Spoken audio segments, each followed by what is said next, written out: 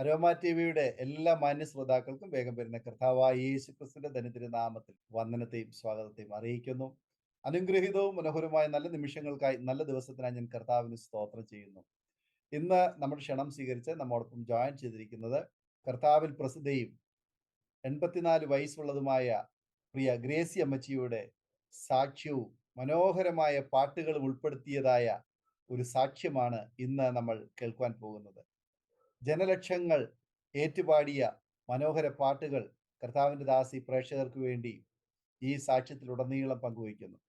ആകയാൽ നമുക്ക് ഏവർക്കും വളരെ പ്രചോദനം പകരുന്നതും ശ്രദ്ധേയമായ ഒരുപാട് അനുഭവങ്ങളുടെ ഓർമ്മക്കുറിപ്പുകൾ നമുക്ക് വേണ്ടിയിട്ട് തുറക്കുമ്പോൾ തീർച്ചയായിട്ടും പ്രേക്ഷകരെ നമുക്ക് ഏവർക്ക് ശ്രദ്ധയോടെ പ്രാർത്ഥനയോടെ സ്കിപ്പ് ചെയ്യാതെ അവസാനം വരെ ഈ വീഡിയോ കാണുകയും കേൾക്കുകയും ചെയ്യാം. നമ്മുടെ സുഹൃത്തുക്കൾക്ക്, പ്രിയപ്പെട്ടവർ കൂടി ഷെയർ ചെയ്ത് കൊടുക്കുക. നിങ്ങളുടെ വിലയേറിയ അഭിപ്രായങ്ങളും നിർദ്ദേശങ്ങളും കമന്റ് ബോക്സിൽ രേഖപ്പെടുത്താൻ മറക്കരുത്. നിങ്ങൾക്കൊരു പ്രാർത്ഥനാ വിഷയമുണ്ട്, ഞങ്ങളുമായി പങ്കുവയ്ക്കുവാൻ നിങ്ങൾ ആഗ്രഹിക്കുന്നുവെങ്കിൽ സ്ക്രീനിൽ കാണുന്ന വാട്സപ്പ് നമ്പറിൽ ഞങ്ങളെ അറിയിക്കൂ. തീർച്ചയായിട്ടും ഞങ്ങൾ നിങ്ങൾക്ക് വേണ്ടി പ്രാർത്ഥിക്കുന്നു.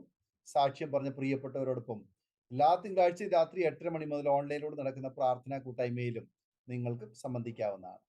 നാം എല്ലാവരും ശ്രദ്ധയോടെ പ്രാർത്ഥനയോടെ ആയിരിക്കുമ്പോൾ വാത്സല്യ ഗ്രേസി അമ്മച്ചിയെ തികഞ്ഞ സ്നേഹത്തോടും ആദരവോടും കൂടി അരോമ ടി വി പ്രേക്ഷകരോടൊപ്പം സമയം ചെലവഴിക്കുന്നതിനായിട്ട് ക്ഷണിച്ചോളും. സ്തോത്രം. ദൈവത്തിന്റെ അതിപരിശുദ്ധ നാമം വാഴ്ത്തപ്പെടുമാറാകട്ടെ. അരോമ ടി വിയിലുള്ള എല്ലാ പ്രേക്ഷകർക്കും എന്നെ ക്ഷണിച്ചതായ കർത്താവിന്റെ ദാസനും വേഗം പറഞ്ഞ കർത്താവായ യേശു തമ്പുരാന്റെ നിശ്ചല നാമത്തിൽ എൻ്റെ സ്നേഹവന്ദനം. ഇത് എന്നെ കേട്ടുകൊണ്ടിരിക്കുന്ന എല്ലാ പ്രേക്ഷകർക്കും എൻ്റെ അനുഭവങ്ങളും എൻ്റെ സാക്ഷ്യങ്ങളും പറയാനാണ് ഞാൻ വന്നിരിക്കുന്നത്. നിങ്ങൾക്ക് എല്ലാവർക്കും ദൈവനാമത്തിൽ വീണ്ടും എൻ്റെ നന്ദി അറിയിപ്പിക്കുന്നു. എൻ്റെ സ്ഥലം ചൂരനാട് നടുവിലെ മുറിയിലായിരുന്നു എൻ്റെ സ്ഥലം. പാലവിള എന്ന് പറഞ്ഞ ഭവനത്തിലാണ് ഞാൻ ജനിച്ചത്. ഇപ്പോഴെനിക്ക് 84 വയസ്സുണ്ട്. അപ്പോഴേ ഏത് വർഷത്തിലാണെന്നത് എനിക്ക് അറിയത്തില്ല. 84 വയസ്സുണ്ടെന്ന് മാത്രമേ എനിക്കറിയാവൂ. സ്തോത്രം. അങ്ങനെ 84ാമത്തും ഞാൻ ഹിന്ദു കുടുംബത്തിലാണ് ഞാൻ ജനിച്ചു വളർന്നത്. എനിക്ക് എൻ്റെ അമ്മച്ചിക്കും അപ്പച്ചനും ഞങ്ങള് 5 മക്കള് ആയിരുന്നു. ഞാൻ രണ്ടാമത്തതല്ല, മൂന്നാമത്തതാ. രണ്ടാമത്തെ ഒരു മകളായിരുന്നു, അത് മരിച്ചുപോയി. അതിനുശേഷമാണ് ഞാൻ ജനിച്ചത്. പിന്നെ എൻ്റെ പുറകെ സ്തോത്രം ബാക്കി 3 സഹോദരങ്ങളും കൂടെ ഉണ്ടായി. 2 ആൺകുട്ടികളും ഒരു പെൺകൊച്ചും. അങ്ങനെ ഞങ്ങൾ 5 മക്കളാണ് എൻ്റെ അമ്മയ്ക്കും അപ്പച്ചനും ഉണ്ടായിരുന്നത്. എൻ്റെ അപ്പച്ചനും അമ്മച്ചൊക്കെ മരിച്ചുപോയി. എങ്കിലും മരണപ്പെടുന്ന മുൻപെയാണ് എൻ്റെ വിവാഹമൊക്കെ നടന്നത്. സ്തോത്രം. ഇപ്പോഴെൻ്റെ 2 സഹോദരങ്ങളും മരിച്ചുപോയി. അവർ വിവാഹിതരാണ്. ഈ 3 മക്കളൊക്കെ ഉണ്ട്. അവരവരുടെ വീടുകളിൽ താമസിക്കുന്നു. മക്കളും അവരുടെ ഭാര്യമാരും. രണ്ടാമത്തെ എനിക്ക് നേരെയുള്ള ആളിൻ്റെ ഭാര്യ മരിച്ചുപോയി. അങ്ങനെ അവരെൻ്റെ ആങ്ങളെയും അദ്ദേഹത്തിൻ്റെ ഭാര്യ മരിച്ചുപോയി. അവരുടെ മക്കളൊക്കെ പിന്നെ അവരുടെ നാട്ടിലുണ്ട്. അങ്ങനെയാണ് ഞങ്ങൾ 5 പേര് ദൈവം ഞങ്ങളെ ഭൂമിയിൽ തന്നത്. അങ്ങനെ എൻ്റെ സഹോദരി കുടുംബം ഞാനും വേറെ സഹോദരിയുടെ നേരെ മൂത്ത ആങ്ങളെയും, ഇങ്ങനെ ഞങ്ങൾ 3 കുടുംബം മാത്രമേ ഇപ്പൊ ഞങ്ങൾ വിശ്വാസത്തിൽ വന്നിട്ടുള്ളൂ. ബാക്കി ഉള്ളവരെല്ലാം ഹിന്ദുവായിട്ട് ഇങ്ങനെ നിൽക്കുന്നു. സ്തോത്രം. എങ്കിലും അങ്ങനെ ഞാൻ ക്രിസ്ത്യാനിയായിട്ട് വരുവാൻ കാരണം ഹിന്ദുവൊക്കെ നിൽക്കവേ എൻ്റെ വിവാഹം കാരണമാണ് ഞാൻ വരാനിടയായത്. ഞാൻ ഹിന്ദുവായിട്ട് നിന്ന സ്ഥാനത്തില് എന്നെ വിവാഹം കഴിക്കാൻ വന്നത് ഒരു കത്തോലിക്കനായിരുന്നു. കത്തോലിക്കൻ മാത്രമല്ല, ഒരു സർക്കസുകാരനും കൂടെ ആയിരുന്നു. സ്തോത്രം. ഈ സർക്കസുകാരന് വന്നപ്പോൾ ആർക്കും ഇഷ്ടമില്ലാതെ വന്നു. എൻ്റെ വീട്ടുകാർക്കെല്ലാം ഇഷ്ടമില്ല. കാരണം സർക്കസുകാരൻ്റെ കൂടെ വിവാഹം കഴിച്ചു വിട്ടാൽ ശരിയല്ല, ജീവിതം പാഴായി പോവും. അതുകൊണ്ട് അത് വേണ്ട എന്ന് പലരും ഇങ്ങനെ വീട്ടിലെ അമ്മച്ചിയൊക്കെ പറഞ്ഞപ്പോൾ എൻ്റെ അപ്പച്ചൻ പറഞ്ഞു, എൻ്റെ പെങ്ങളുടെ മകനാണ് അവന്, അതുകൊണ്ട് അവൻ്റെ കൂടെ എൻ്റെ മകളെ ഞാൻ വിവാഹം ചെയ്യത്തുള്ളൂ. എനിക്ക് താമരക്കുളത്താണ് കൊണ്ടുവന്നത്. അപ്പം അന്ന് 10 പൈസയേ ഉള്ളൂ താമരക്കുളത്തേക്ക് വരാൻ വണ്ടിക്കൂലി. എനിക്ക് 10 പൈസ മുടക്കാമെങ്കിൽ എൻ്റെ മോളെ പോയി കാണാം. അതുകൊണ്ട് അവൾ തന്നെ അയക്കുന്നുള്ളൂ എന്ന് ഇങ്ങനെ എൻ്റെ അപ്പച്ചൻ ഇങ്ങനെ പറഞ്ഞപ്പോഴ് എന്നെ കാണാൻ വന്ന ആ ചെറുക്കന് എന്നെ ഇഷ്ടപ്പെട്ടു. അപ്പോഴ് ആർക്കും ഇഷ്ടമില്ലെങ്കിലും എന്നെ മാത്രം കല്യാണം കഴിച്ച് കൊണ്ടുപോകുമെന്ന് ഇങ്ങനെ പുള്ളിക്കാരൻ തീരുമാനമെടുത്തിരിക്കുക. അപ്പോഴാണ് കത്തോലിക്കനാണ്, എങ്ങനെ ഞങ്ങൾ പള്ളിക്കാരല്ല, ഞങ്ങൾ ഹിന്ദുക്കളാണെന്നൊക്കെ പറഞ്ഞ് അത് വേണ്ട, ഈ പെങ്കൊച്ചിനെ മാത്രം നിങ്ങൾ പള്ളിയിലോട്ട് വിട്ടാൽ മതി, ബാക്കിയുള്ളവരൊക്കെ നിങ്ങൾ അപ്പച്ചന്റെ അമ്മച്ചിയുടെ ഒപ്പ് മതി, ഇങ്ങനെ പറയാനിടയായി. അപ്പോഴ് പുള്ളിക്കാരന് ഇഷ്ടമായപ്പോഴ് ഞാന് എന്താ പറയാൻ, അപ്പനും അമ്മയ്ക്കും ഒന്നും ഇഷ്ടമില്ലായിരിക്കവേ ഞാൻ എങ്ങനെ പോകാനാ. എങ്കിലും ഞാൻ പറഞ്ഞ ശരി എന്നാ ഇത് തന്നെ ആയിക്കോട്ടെ, എനിക്ക് ഇതായിരിക്കും ദൈവം എനിക്ക് കൽപ്പിച്ചത്. കാരണം 10-22 വയസ്സ് ഒത്തിരി ചെറുക്കന്മാർ വന്നില്ലയോ, അവരെല്ലാം പിന്നെ ഇഷ്ടമില്ല, അല്ലെങ്കിൽ വീട്ടിൽ ഇഷ്ടമില്ല, അല്ലെങ്കിൽ അവർക്ക് പണം മുടക്കുകൊണ്ട് അവർക്ക് അത് പണം വേണം, സ്ത്രീധനം വേണം, അങ്ങനെയൊക്കെ പിരിഞ്ഞു പോയില്ലയോ. ഈ പുള്ളിക്കാരൻ പറഞ്ഞ് എനിക്ക് സ്ത്രീധനം ഒന്നും വേണ്ട, പിന്നെ മാത്രം കിട്ടി തന്നാൽ മതിയെന്ന്. അങ്ങനെ ഏതായാലും ഞാന് സ്തോത്രം കത്തോലിക്ക പള്ളിയിൽ പോയി ചേർന്നു. അപ്പൊ എനിക്ക് പാട്ടുമൊക്കെ വലിയ ഇഷ്ടമാണ്, ഞാൻ പാടുകയൊക്കെ ചെയ്യും. അന്ന് ചെറുപ്രായത്തില് ഞാൻ പാടും. അങ്ങനെ സ്തോത്രം കുറച്ചു നാൾ കഴിഞ്ഞപ്പോഴ് കല്യാണത്തിനൊക്കെ ആലോചിച്ച് മാമോദിസയൊക്കെ മുക്കി. അങ്ങനെ കല്യാണം കഴിഞ്ഞു.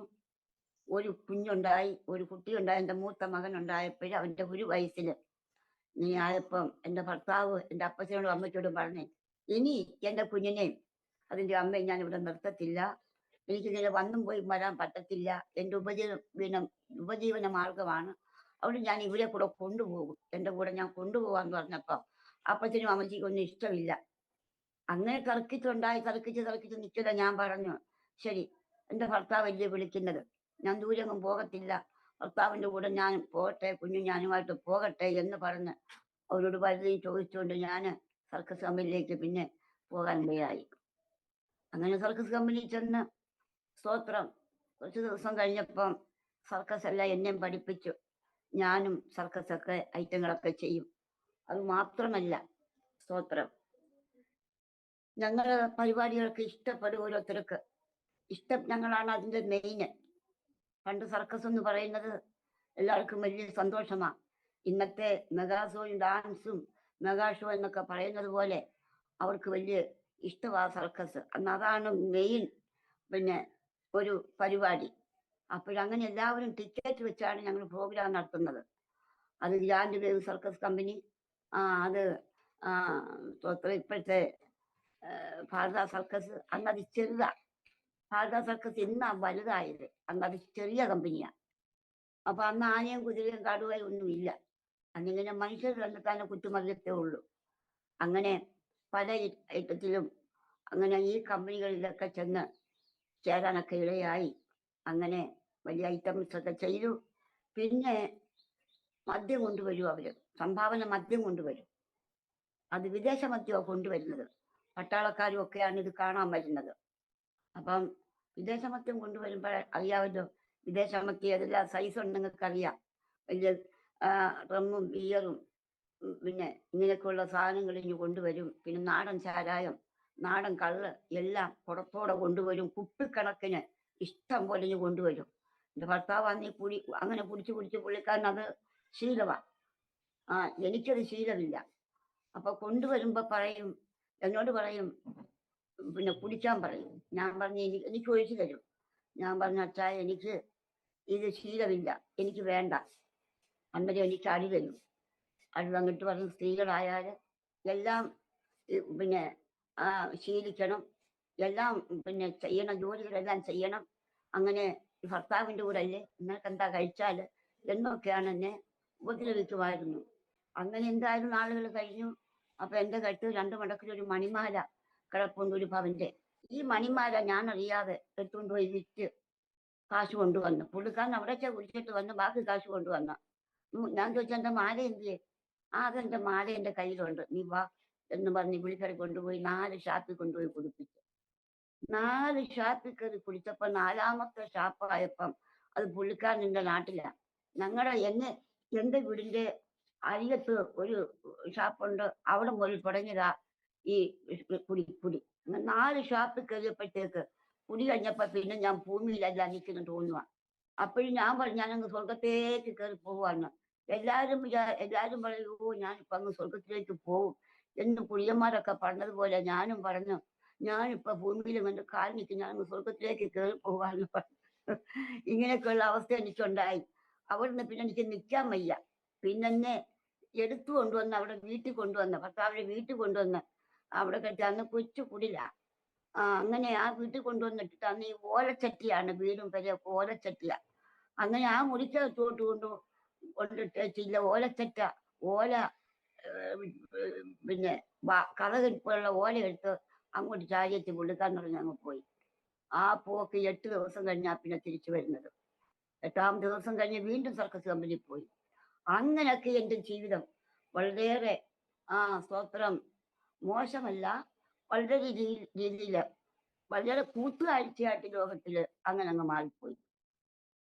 അങ്ങനെ അങ്ങ് മാറിപ്പോയ കൂട്ടത്തില് പിന്നെ കുറച്ച് നാൾ കഴിഞ്ഞപ്പോ എനിക്ക് ഒരു രോഗത്താൽ പിടിക്കപ്പെട്ടു. പിന്നെ എനിക്ക് രണ്ടാമതൊരു കുഞ്ഞും കൂടെ ഉണ്ടായി. കുഞ്ഞും കൂടെ ഉണ്ടായപ്പം എനിക്ക് രോഗത്താൽ പിടിക്കപ്പെട്ടപ്പോഴ് എനിക്ക് പിന്നെ പോകാൻ കഴിയാതായി.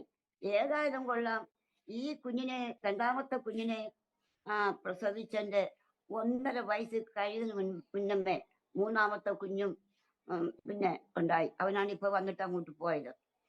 അങ്ങനെ സ്വന്തം 3 കുഞ്ഞുങ്ങളുമായി പിന്നെ സർക്കസ് കമ്പനി പോക്കാങ്ങ് നിർത്തി. ഞാൻ പടുരോഗിയായി. പടുരോഗി ആയത് എനിക്ക് രക്തം ഛർദ്ദിക്കുന്നതായ രോഗമായിട്ടങ്ങ് മാറി. വളരെ കഷ്ടത ഞാൻ അനുഭവിച്ചു. അന്ന് വിശ്വാസത്തിലായില്ല. കത്തോലിക്കത്തിൽ ഇങ്ങനെ നിന്ന് പിന്നെ കത്തോലിക്ക പള്ളിയിലും പോകുന്നില്ല. ഇങ്ങനെ ജീവിതം വളരെയേറെ തകർന്ന അവസ്ഥയിൽ ഇങ്ങനെ മുന്നോട്ട് പോവുക. ഒരു പൈസ ഇല്ല. പുള്ളിക്കാരൻ ഇങ്ങനെ പോയിട്ട് വന്ന പകുതി കഞ്ചാവും കുടിയായിട്ട് വരും. പിന്നെന്തെങ്കിലും നക്കാപ്പിച്ച കൊണ്ടുവരും. അങ്ങനെ കൊണ്ടുവന്ന് പിന്നെ ആസ്പത്രിയിൽ അഭയം പ്രാപിക്കുക. ഞാൻ ആശുപത്രിയിൽ പോയ 1 മാസം 1.5 മാസം ഒക്കെ ആസ്പത്രിയിൽ സ്ഥിരം താമസമാണ്. കാരണം എനിക്ക് രോഗത്തിന് സുഖമില്ല. ഈ 3 കുഞ്ഞുങ്ങള് 3 ആൺകുഞ്ഞുങ്ങളാണ്. അവരുടെ പഠിത്തം അവരുടെ ചിലവ് എല്ലാം വളരെ താറുമാറായ രീതിയിൽ വളരെ കഷ്ടതയുടെ നടുവിലേക്ക് ഇറങ്ങിപ്പോയി. പിന്നെ എനിക്ക് മരണം മാത്രമേ ഉള്ളൂ എന്റെ മുന്നില്. അല്ലാതെ എനിക്ക് പിന്നെ ഒരു ലക്ഷ്യവും ഇല്ല. എന്റെ ജീവിതം എല്ലാം തകർന്നു. എന്റെ ജീവിതം എല്ലാം പാഴായി. സ്തോത്രം. ഞാൻ ജീവിച്ചിട്ട് കാര്യമില്ല. ഞാൻ ജീവിക്കത്തില്ല. അപ്പൊ കട്ടയായിട്ട് രക്തം തുപ്പുക. എന്റെ ഹാർട്ട് മൊത്തം മുറിഞ്ഞ് അത് ചെറു കഷ്ണമായിട്ട് ഇങ്ങനെ തുപ്പി വെക്കുക. അത് കാണുന്നുടനെ എനിക്ക് ബോധക്കേടുണ്ട്. എന്റെ ഇറച്ചി എന്റെ ഹാർട്ടിനകത്തുനിന്ന് എന്റെ നെഞ്ചിൽ നിന്ന് ഇറച്ചി ഇങ്ങനെ കരളിങ്ങനെ ദ്രവിച്ചിങ്ങനെ കട്ടയായിട്ട് ഇങ്ങനെ വരുന്നത് കാണുമ്പോൾ എനിക്ക് ബോധക്കേടുണ്ടാവും. ഞാൻ അങ്ങനെ ബോധം കെട്ട് വീഴും. പിന്നെ ആശുപത്രി കൊണ്ടുപോകും. അവിടെ സുഖമില്ല. അങ്ങനെ അവിടെ കിടന്ന് അലഹിച്ചിട്ട് ഭക്ഷണമില്ല. അവിടെ എനിക്ക് ഭക്ഷണം തരാൻ ആരുമില്ല.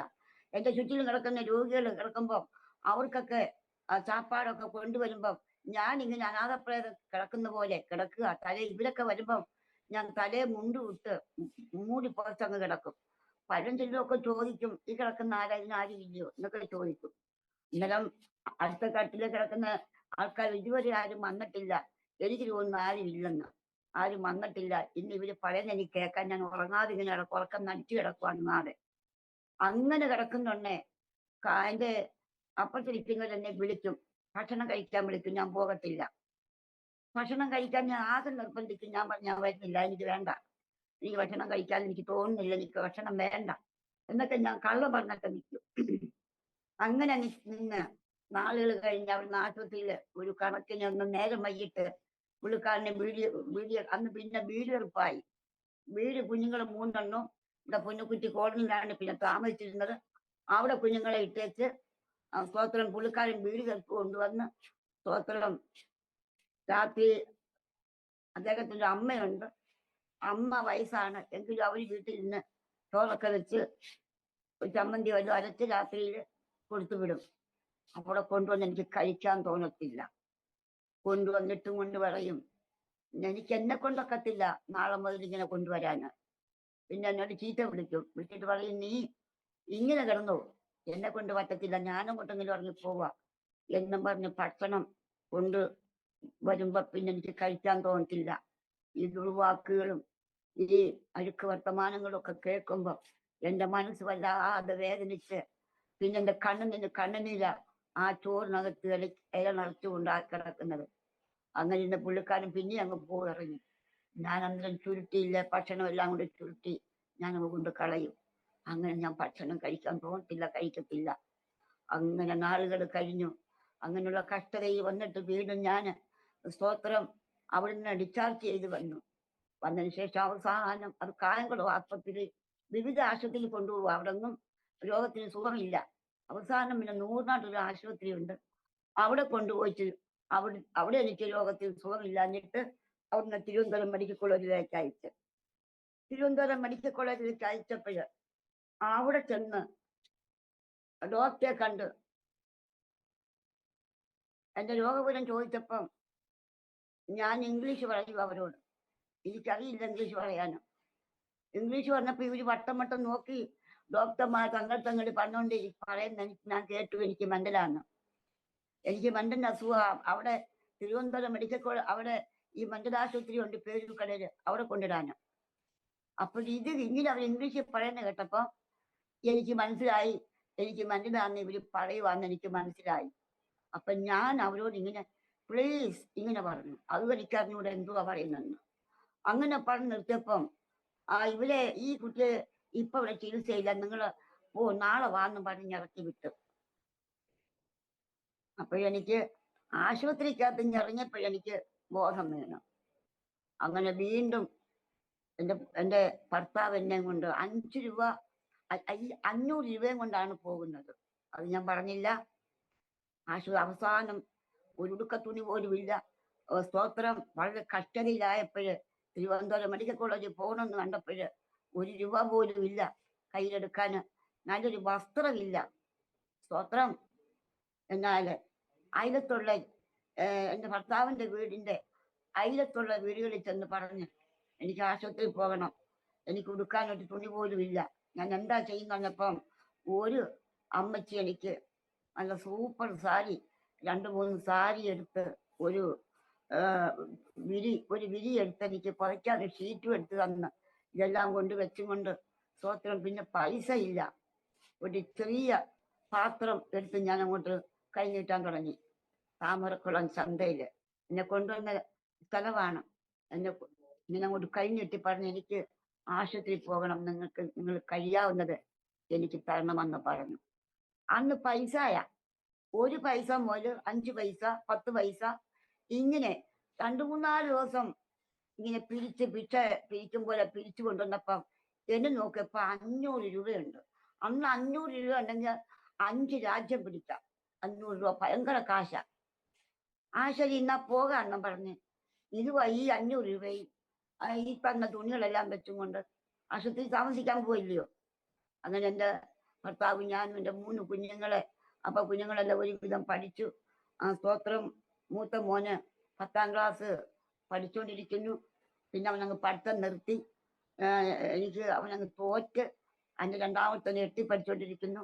മറ്റേ എക്കൊലുള്ള കുഞ്ഞ് 7-ലൊക്കെ പഠിച്ചുകൊണ്ടിരിക്കുന്നു. ചുരുക്കി പറയാനൊക്കെ ഉണ്ട്. അത്രയും കാലങ്ങൾ നീണ്ടുപോയി കഷ്ടതയിൽ. എങ്കിലും പഠിത്തമൊക്കെ നിർത്തി ഞാൻ ആശുപത്രിയിലേക്ക് പോവുക. ഈ 3 കുഞ്ഞുങ്ങളെയും ഈ പുന്നക്കുറ്റി കോളനിക്കകത്ത് ഈ അമ്മച്ചിയുടെ കയ്യിൽ നല്ലൊരു വീടൊന്നുമില്ല, അമ്മച്ചിയുടെ കയ്യിൽ ഏൽപ്പിച്ചിട്ടാണ് തിരുവനന്തപുരത്ത് പോകുന്നത്. എൻ്റെ കുഞ്ഞുങ്ങളെ ഒത്തിരി അലഞ്ഞ് ഞാനും ഒത്തിരി അലഞ്ഞ് കഷ്ടപ്പെട്ടു. ഏതായാലും തിരുവനന്തപുരം മെഡിക്കൽ കോളേജിൽ ചെന്നെന്ന് ഞാൻ പറഞ്ഞല്ലോ ആദ്യത്തെ അവസ്ഥ. അത് കഴിഞ്ഞ് അവിടെ നിർത്തി കൊണ്ടുപോയി ഭീമ പള്ളി എന്നൊരു പള്ളി കൊണ്ട് അവിടെ കൊണ്ടുപോയി. അന്ന് അവിടെ കഴിഞ്ഞുകൂടി. അപ്പൊ അവിടെ ചെന്നപ്പോ എനിക്ക് രോഗം കൂടിയത്. അവിടെ ഒരു പള്ളിക്കകത്ത് തന്നെ കൊണ്ടിട്ടപ്പോ അവിടെ ഈ രോഗികളൊക്കെ വരുന്നത് എന്ന് വെച്ചപ്പോ അവിടെ ഈ പിന്നെ ബാധയുള്ളവരൊക്കെ അവിടെ തുള്ളി ഇങ്ങനെ ഉരുണ്ട് തുള്ളി അലറി ഓടിയും ചാടും ഒക്കെ ചെയ്യും. അതിനാണ് എന്നെ കൊണ്ടിട്ടേക്കുന്നത്. അപ്പൊ എനിക്ക് ഇങ്ങനെ ഉറക്കം വരുന്നില്ല. ഞാൻ ഇങ്ങനെ കിടക്കുക. ഇങ്ങനെ കിടന്നപ്പോ എന്റെ ചുറ്റിലും അങ്ങ് ശകം കിടക്കുവാന്ന് തോന്നുക. എനിക്കങ്ങ് തോന്നുക. അപ്പൊ അവിടുന്ന് ഒരു കണക്കില് നേരം വെളുപ്പിച്ച് അവിടെ ഒരു ഒത്തിരി കാശം കയ്യില്ല. 500 രൂപ കയ്യിരുന്നത് ഏതാണ്ട് ഒരു 10, 150, 200 രൂപ അവിടെ അങ്ങ് ചെലവായി. എങ്ങനെ ചെലവായി എനിക്കറിയില്ല. ചുരുക്കി പറയാൻ അവിടെ പിറ്റേ നേരം വെളുത്തപ്പോഴ് എനിക്കൊരു സുഖവും ഇല്ല.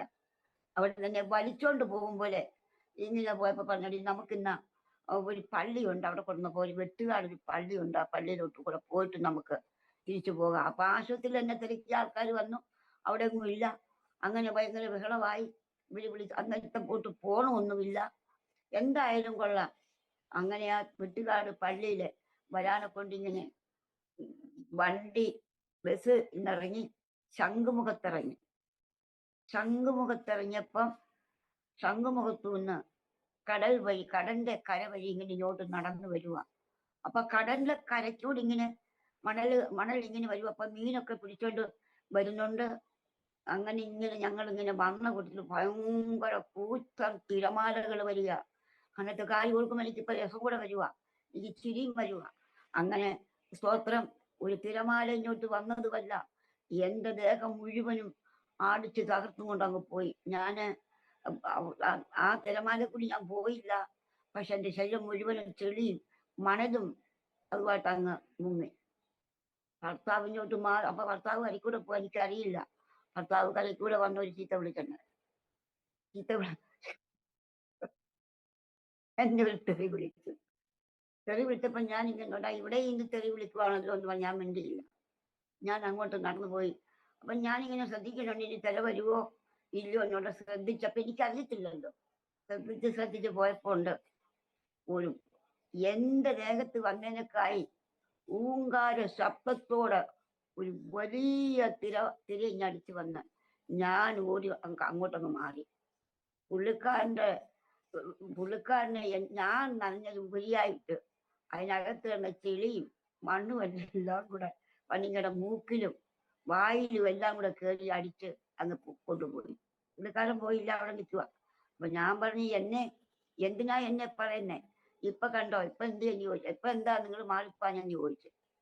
അവിടെ മുതൽ ചോദ്യമാ. പിന്നെ ചുരുക്കി പറയാനെ കൊണ്ട് അവിടുന്ന് അതെല്ലാം കഴിഞ്ഞ് പിന്നെ നടന്ന് ഇനി വെട്ടുകാട് ഈ പള്ളിയുടെ മുറ്റത്ത് വരാനിടയായി. ഇപ്പൊ ഇത് കടലിന്റെ കരയ്ക്കായി ഈ പള്ളി. ഞാനൊന്ന് കത്തോലിക്കാന്നല്ലോ, എന്തിനു പറയുന്നു. ആ പള്ളിയുടെ മുറ്റത്തോട്ട് വന്നപ്പം എനിക്കെങ്ങുമില്ലാത്തൊരു ആശ്വാസം, ഒരു സമാധാനം എനിക്ക് കിട്ടി. ഈ സമാധാനം എനിക്ക് കിട്ടിയപ്പോഴ് ഒരു നല്ല കാറ്റ്, ഈ സമയം എങ്ങും കിട്ടാത്ത, ഈ ആ പള്ളി പോകുന്നതിന് മുൻപ് അനുഭവിക്കാത്ത ഒരു സമാധാനവും ഒരു ശാന്തതയും ഒരു രോഗസൗഖ്യവും എനിക്ക് ആ നിമിഷം ഉണ്ടായി. അപ്പൊ ഞാൻ ഇങ്ങനെ ശാന്തമായിട്ട് ഇങ്ങനെ ഇരുന്നു. അപ്പൊ ഇരുന്നപ്പോ അവിടെ അന്ന് ഞങ്ങൾ 10-11 മണി ആയപ്പോഴിഞ്ഞ് വന്നു അവിടെ കഞ്ഞി സമയമാണ്. അവിടെ നേർച്ച കഞ്ഞി കൊടുക്കുന്നുണ്ട്, ദിവസവും ഉണ്ട്. ഓരോരുത്തർ കൊണ്ടുവന്ന് അത് കഞ്ഞി കൊടുക്കും. അവിടെ ഇഷ്ടംപോലെ രോഗികളുണ്ട്, ഈ പള്ളിയുടെ മുറ്റത്ത് കിടപ്പുണ്ട്. അത് തിരുവനന്തപുരം മെഡിക്കൽ കോളേജിൽ നിന്ന്, പിന്നെ മെഡിക്കൽ കോളേജിലല്ല, ഈ പ്രാന്താശുപത്രിയിൽ നിന്ന് മതിരിയാടി വരുന്നവരൊക്കെ അവിടെ വന്ന് കിടക്കുന്നത്. അവർ രോഗസൗഖ്യമായി പോവുക. അങ്ങനെ അപ്പൊ ഇവര് നേർച്ച അരി, മറ്റുള്ളവരൊക്കെ അരി കൊണ്ടുവന്ന് ഇവര് ഒരാള് ഓരോരുത്തന്ന് കൊണ്ടുവരും, പിറ്റേന്ന് വേറൊരാൾ കൊണ്ടുവരും. അങ്ങനെ ദിവസവും കഞ്ഞിയുണ്ട്, കഞ്ഞിയും പയറും. അപ്പൊ കഞ്ഞിയും പയറും കുടിക്കാൻ പോണമെന്നായി. അപ്പൊ പാത്രമില്ല. എനിക്കാണ് ഈ ലജ്ജ, ഞാൻ അങ്ങനെ പോയി വാങ്ങിച്ചു കുടിച്ചിട്ടില്ലല്ലോ, ലജ്ജ. എന്തായാലും കൊള്ളാം, അങ്ങനെ കഞ്ഞി കുടിക്കാൻ പോയില്ല, അന്ന് പോയില്ല. പിറ്റേന്ന് പോകാതെ അവിടെ ഒരു അതിനകത്തൊക്കെ അവിടെ കടയിലൊക്കെ പോയി 2 വെള്ളമൊക്കെ വാങ്ങിച്ച് കുടിച്ചോണ്ട് വന്നത് കിടന്നു. അന്നും അവിടെ പട്ടിണി കിടന്നു. പിറ്റേന്ന് നേരം വെളുത്ത് പിറ്റേന്ന് ഒരു 12 മണിന്റെ കഞ്ഞി സമയമായപ്പോ ഞാൻ ഇങ്ങനെ ഉറങ്ങിക്കിടക്കുക, മയങ്ങി കിടക്കുക. അപ്പൊ എന്നെ ആരാണ്ട് വന്ന് തട്ടി വിളിച്ചിട്ട് പറഞ്ഞു, എഴുന്നേറ്റ് പോയി കഞ്ഞി വാങ്ങിച്ച് കുടിക്കണം, ഇവിടെ കിടക്കാനൊക്കത്തില്ല കഞ്ഞി കുടിക്കാൻ. ഇങ്ങനൊരു ശബ്ദം കേട്ട്. അപ്പൊ ഞാന് അച്ഛാ കഞ്ഞി കുടിക്കാം. അപ്പൊ നീ കഞ്ഞി കുടിക്കണം, കഞ്ഞി മേടിക്കണം, ഒരാക്കുവാനും ഉണ്ടായി. എന്നാ പോകാനും പറഞ്ഞ് അടുത്തൊരു കടയിൽ ചെന്ന് ഒരു പാത്രം വാങ്ങിച്ച്, ഒരു അടപ്പുള്ള ഒരു പാത്രം വാങ്ങിച്ച് കൊണ്ടുവന്ന് കഞ്ഞി നിറച്ച് വാങ്ങിച്ചു. അപ്പൊ കൊണ്ടുവന്നപ്പോ നിറച്ച് കഞ്ഞി തന്നു. ആ കഞ്ഞി കൊണ്ടുവന്ന് ഞങ്ങള് 2 പേരും കൂടെ ആ കഞ്ഞി കുടിച്ചു. സ്തോത്രം. അങ്ങനെ അതിന്റെ പിറ്റേന്ന് മുതൽ എനിക്ക്, അതിന്റെ 3-ാമത്തെ ദിവസം മുതൽ വീണ്ടും പഴയ പെണ്ണിക്ക് രോഗം തുടങ്ങി. രോഗം തുടങ്ങിയത് വല്ല നിൽക്കാൻ വയ്യാത്ത രോഗമാണ്. അപ്പൊ അങ്ങനെ അന്ന് പകല് എനിക്ക് രോഗമുണ്ടായി കഴിഞ്ഞ് ഞാനിങ്ങനെ നേരം വൈകിട്ട് ഇങ്ങനെ കിടക്കുമ്പോഴേ എനിക്കങ്ങ് ഭയങ്കര രോഗമാ. ആ അങ്ങനെ എന്തെന്ന് അറിയാൻ വയ്യാത്ത അസ്വസ്ഥ ഇങ്ങനെ ആയി കിടന്നപ്പോഴ് ഞാൻ ഇങ്ങനെ കിടന്നൊന്ന് മയങ്ങി കിടന്നപ്പോ മയങ്ങി കിടക്കുവല്ല എനിക്ക് നല്ലപോലെ കാണാം. ഞാൻ ഇങ്ങനെ കിടന്നപ്പോഴത്തേക്ക് അവിടെ ഒരു കുരിശ് രൂപം ഇരിപ്പുണ്ട്. ആ കുരിശിന്റെ ചുവട്ടിലാണ് എല്ലാവരും വന്ന് രോഗസൗഖ്യമുണ്ട്. അത് ക്രിസ്തുരാജ ക്രിസ്തുരാജൻ ഇങ്ങനെ പറയും. അങ്ങനെ അതിന്റെ ചുവട്ടിലാണ് ഞാൻ വന്നും കിടക്കുന്നത്, ഞാനും കിടക്കുന്നത്. അപ്പൊ ഇങ്ങനെ കിടന്നപ്പം സ്തോത്രം ഇല്ലേ, കുരിശിന്റെ മേളിൽ കൂടി ആകാശത്തുനിന്നും കോണിപ്പടി ഇറങ്ങി വരുന്നത് പോലെ ആകാശത്തുനിന്ന് താഴോട്ടില്ല പടി ചവിട്ടി ചവിട്ടി ചവിട്ടി താഴോട്ട് ഇറങ്ങി വരുക. അപ്പൊ താഴോട്ട് ഒരാൾ വന്നപ്പോഴ് തലമുടിയുണ്ട്, ഇവിടെ വരെ തലമുടിയുണ്ട്, ഒരു ലോഹ ഇത്തല കൈയുള്ള ലോഹ ഇട്ടിട്ടുണ്ട്. അവളിങ്ങനെ ഒരു തുണി ചരട് പോലെ കെട്ടി ഇങ്ങനെ ഒരു വശത്തോട്ട് ഇട്ടിട്ടുണ്ട്. ഒരു വളഞ്ഞ കമ്പും കയ്യിലുണ്ട്, വളഞ്ഞ വടി. ആ വടി കുത്തി കുത്തി താഴോട്ടിറങ്ങി വരുക. ഇല്ല പിന്നെ സ്തോത്രം കുരിശിന്റെ ചവിട്ടി വന്നപ്പോ അവിടെ റെഡിയായിട്ട് കെട്ടി, പിന്നെ പാതകമൊക്കെ കെട്ടിയിട്ട് അതിന്റെ ആ പീഠത്തിന്റെ മുമ്പിൽ പീഠത്തെ നിൽക്കുക ഈ രൂപം. അപ്പൊ അതിന് പടി ഇറങ്ങി താഴോട്ട് പിന്നെ ഇറങ്ങി വരണം. തോനെയൊന്നുമില്ല, ചെറിയ പടിയ, നമുക്ക് പതുക്കെ പതുക്കെ അങ്ങോട്ട് കയറി പോകാം. അപ്പൊ ആ പടിയെ വന്നിട്ട് വീണ്ടും ആ പടി ഇറങ്ങി താഴോട്ട് വന്ന് മുറ്റത്തിറങ്ങി. മുറ്റത്ത് ഇയാൾ ഈ ഈ ഈ പിന്നെ വ്യക്തി വന്ന് മുറ്റത്തോട്ട് വന്നപ്പോ ഞാൻ കിടക്കുന്നിടത്തോട്ട് വന്ന് അവിടെ എന്റെ അടുക്ക് വന്ന് അങ്ങ് നിന്നപ്പം എന്നെ ഇങ്ങനെ ഒന്ന് നോക്കി ചെയ്ത് വടിയും കൊണ്ട് എനിക്കിങ്ങനെ വട്ടം ഒന്ന് നടന്നേച്ച് വട്ടം ഇങ്ങനെ കറങ്ങി വന്ന് തിരിച്ച് ആ പീഠത്തിലോട്ട് കയറിപ്പോന്ന് ഞാൻ കണ്ടു. പീഠത്തിലോട്ട് കയറിപ്പോന്നത് കണ്ടുള്ളൂ, പിന്നെ ഞാൻ കണ്ടില്ല, എങ്ങോട്ട് പോയി ഞാൻ കണ്ടില്ല. ആ പീഠത്തിലോട്ട് കയറിപ്പോയി അങ്ങ് പീഠത്തെ കയറി കഞ്ഞൊന്നെ എനിക്കിവിടെ രോഗം തുടങ്ങി, ഇളകി, ഓരോ രോഗവും ഇളകിയതുമല്ല, പിന്നെ എനിക്ക് നിക്കപ്പുറതിയില്ലാതെ രാത്രി പാതിരാത്രി ആകുമ്പോ എനിക്ക് ബാത്റൂമിൽ പോകണം, ബാത്റൂമിലല്ല ടോയ്ലറ്റിൽ പോകണം. അത് നേരത്തെ ഉള്ള പതിവാ. അതുപോലെ ആ പാതിരാത്രി ആയപ്പം എനിക്ക് പോകണം. ഞാൻ അച്ഛനെ വിളിച്ചാ എനിക്ക് പോകണം. എന്നെ അവിടെ വെച്ച് വേണ്ടില്ലാത്ത തെറിയും വിളിച്ച് എന്നെ പ്രാഗിച്ച് എനിക്കറിയാവോ അവിടെ രാത്രിയിലല്ലേ, അപ്പുറത്തോടെ മറിഞ്ഞു പോയ ആരെങ്കിലും അപ്പുറത്ത് നിൽക്കുന്നെങ്കിൽ എന്നെ കൊല്ലത്തില്ലേ, ചവാ എന്നെ അപ്പുറത്തോട്ട് കൊണ്ടുപോയി, എനിക്ക് ടോയ്ലറ്റിൽ പോണം. അയ്യോ, അങ്ങനെ പോയിട്ട് വന്നെന്നെ ഈ പ്രാഗിനെന്നുകൊണ്ട് എന്നെ വിളിച്ചോണ്ട് പോയി വന്നിടം മുതൽ പിന്നെ നിത്യപ്രതിയില്ലാതെ അങ്ങ് രോഗം ഇളകി. അങ്ങനെ നീണ്ട 4 ദിവസം ഓരോ രോഗങ്ങളും എന്റെ ഇളക്കി മറിച്ചു കളഞ്ഞ അവിടെ മറിച്ചു കളഞ്ഞിട്ട് സ്തോത്രം 5-ാമത്തെ ദിവസം ഒരു വെള്ളിയാഴ്ച ദിവസം സ്തോത്രം അങ്ങ് ഭയങ്കര കുരലായി. അപ്പൊ 4 ദിവസം ഞാൻ ഭക്ഷണം കഴിച്ചില്ല, അസുഖമായുണ്ട്. ഭക്ഷണം കഴിക്കാതെ ഇങ്ങനെ അങ്ങ് അസുഖമായിട്ട് എന്തോ എനിക്കറിയത്തില്ല, ഇപ്പോഴെനിക്ക് പറഞ്ഞറിയിപ്പിക്കാൻ വയ്യ. അങ്ങനെ 5-ാമത്തെ ദിവസം വെള്ളിയാഴ്ച ദിവസം ഞാന് ഭക്ഷണം കഴിച്ചില്ല. അങ്ങനെ രാത്രിയായപ്പോ എനിക്കൊരു സമാധാനം ഉണ്ടായി. 5 ദിവസം കൊണ്ട് വെള്ളിയാഴ്ച രാത്രി ഒരു 12 മണിയായപ്പോ ഒരു 1 മണി 1:30 ആയപ്പോ എനിക്ക് ഇത്തിരി ശാന്തത കിട്ടി. അങ്ങനെ ഞാൻ അങ്ങ് ഉറങ്ങിക്കിടന്ന് നേരം വെളുത്തപ്പം അച്ഛൻ പറഞ്ഞു, അപ്പൊ എനിക്ക് ശാന്തതയുണ്ട്. അച്ഛൻ പറഞ്ഞു, നീ ഒന്നും കഴിച്ചില്ലല്ലോ, കാപ്പി കുടിക്കാൻ പോകാം. എന്നാ പോകാം എന്നും പറഞ്ഞ് എന്നെ വിളിച്ചൊരു കടയിൽ കൊണ്ടുപോയി. ഞാൻ രാവിലെ എന്നും കുളിക്കും. അങ്ങനെ കുളിയും കഴിഞ്ഞ് കൊണ്ട് ഡ്രസ് എല്ലാം ധരിച്ചും കൊണ്ട് കടയിൽ പോയി ഒരു പാലും വെള്ളവും 2 പാലപ്പോ ഇറച്ചിക്കറിയും മേടിച്ചു. ഇത് കൊണ്ടുവന്ന് പാലും വെള്ളം എനിക്ക് തന്നു. 2 അപ്പവും ഞാൻ കഴിച്ചു. ഇത് ഇറച്ചി പകുതി എടുത്ത് ഞാൻ കഴിച്ചു, പകുതി അച്ഛന് കൊടുത്തു. കഴിച്ചോണ്ട് വന്നു. അന്നൊന്നെ ആ കുരിശിന്റെ ചുവട്ടിലോട്ട് അങ്ങനെ വന്നിരുന്നൊന്നെ എന്റെ ശരീരത്തിന് എനിക്ക് തളർച്ച പോലെ തോന്നി, കൈയും കാലും കുഴഞ്ഞു വരുന്നത് പോലെ തോന്നി. അപ്പൊ ഞാൻ അവിടെ മണൽ കിടക്കുക, അവിടെ ഒരു പൂമരം നിപ്പുണ്ട്, അവിടെ ചവിട്ടിരിക്കുക. അനേക രോഗികൾ അവിടെ ഇരിപ്പുണ്ട്. അപ്പൊ ഞാൻ ഉടുത്തുന്ന സാരിയുടെ തുമ്പ് അങ്ങോട്ട് ഇങ്ങനെ വെച്ച് അവിടോട്ട് കിടന്ന് എനിക്ക് ഓർമ്മയുണ്ട്. അവിടോട്ട് ഇങ്ങനെ കിടന്നപ്പോ എന്റെ തൊണ്ടക്കുഴിന്ന് എന്റെ ജീവൻ ഇടിഞ്ഞിടിഞ്ഞിടിഞ്ഞിടിഞ്ഞ് താഴോട്ട് പോകുന്ന ഒരവസ്ഥ എനിക്കുണ്ടായി. അപ്പൊ ഈ തൊണ്ടക്കുഴി ജീവനടിച്ച് താഴോട്ട് പോകുമ്പോഴ് എന്റെ കൈക്കും കാലിനും ഒക്കെ തളർച്ച ഉണ്ടായി. ഓരോ ഭാഗവും മരിച്ച് മരിച്ച് വരിക. അങ്ങനെ എന്റെ കാലിന്റെ നഗരപ്പം മണി സമയം രാവിലെ 8 മണിയായി. രാവിലെ പ്രഭാതത്തിൽ കഴിഞ്ഞ് 8 മണി. അങ്ങനെ എന്റെ കാലിന്റെ നഗര് വരെ ഇല്ലേ ജീവൻ ഇടിഞ്ഞിടിഞ്ഞ് പോയപ്പോ പിന്നെ എനിക്ക് ജീവനില്ലാതെ ചലനമറ്റ് കിടന്നു. ആ ചലനമറ്റ് കിടന്നത് പകൽ 1:30 മണി വരെ അവിടെ കിടന്നു. അപ്പോൾ 10 മണി കഴിഞ്ഞ് 11 മണിയായി. 12 മണിക്ക് മുമ്പ് ഈ വെയിലെല്ലാം ഈ തണലെല്ലാം അങ്ങ് പോയി. സൂര്യൻ ഇങ്ങനെ ഉദിച്ചു വരുന്തോറും തണൽ ഇങ്ങനെ മാറി മാറി പോവുമല്ലോ. അങ്ങനെ പോയപ്പോ പിന്നെ ഞാൻ പാട് വെയിലത്ത് കിടക്കുക. അവിടെ ആണെങ്കിൽ സ്തോത്രം കടലിന്റെ കരയ്ക്ക ചവിട്ടാൻ ഒക്കാത്ത തീ പോലെ കിടക്കുന്ന മണല്. ആ മണ്ണിനകത്തോട്ട് ആരും ഇറങ്ങത്തില്ല, തീയ. അതുപോലെ അങ്ങ് ചുട്ട് പഴുക്കുക അവിടുത്തെ മണല്. അങ്ങനെ സ്തോത്രം ഞാൻ ആ മണലിനകത്ത് കിടന്നിട്ട് ഒരു മനുഷ്യരും എന്നെ തൊടാൻ ആരെ കൊണ്ടും അനുവദിപ്പിച്ചില്ല. എന്റെ ഭർത്താവ് എന്റെ അടുക്കലിരിക്കുക. എന്റെ അടുക്കലിരുന്നു കൊണ്ട് ഞാൻ കിടക്കുന്നുണ്ടെ കഞ്ചാവ് അടിച്ച് കിറങ്ങി അവിടെ ഇരിക്കുന്ന എന്നെ ഒന്ന് മാറ്റിക്കെടുത്താനേഹേ പുള്ളിക്കാരനെ കൊണ്ട് സമ്മതിപ്പിച്ചില്ല ദൈവം. അങ്ങനെ ഞാൻ അവിടെ കിടന്ന് പകല് പിന്നീട് 1:30 മണിയായി.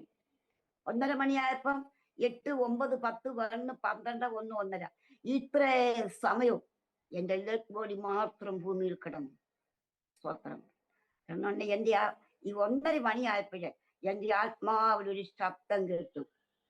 സ്തോത്രം, ജീവനും സത്യവും വഴി ഞാനാകുന്നു, എന്നിൽ കൂടി അല്ലാതെ രോഗത്തിന് സൗഖ്യവും പാപത്തിന് മോചനമില്ല എന്ന് ഒരു ശബ്ദം എന്റെ ഹൃദയത്തിൽ കൂടി വന്നെന്റെ ചെവി കേട്ടു.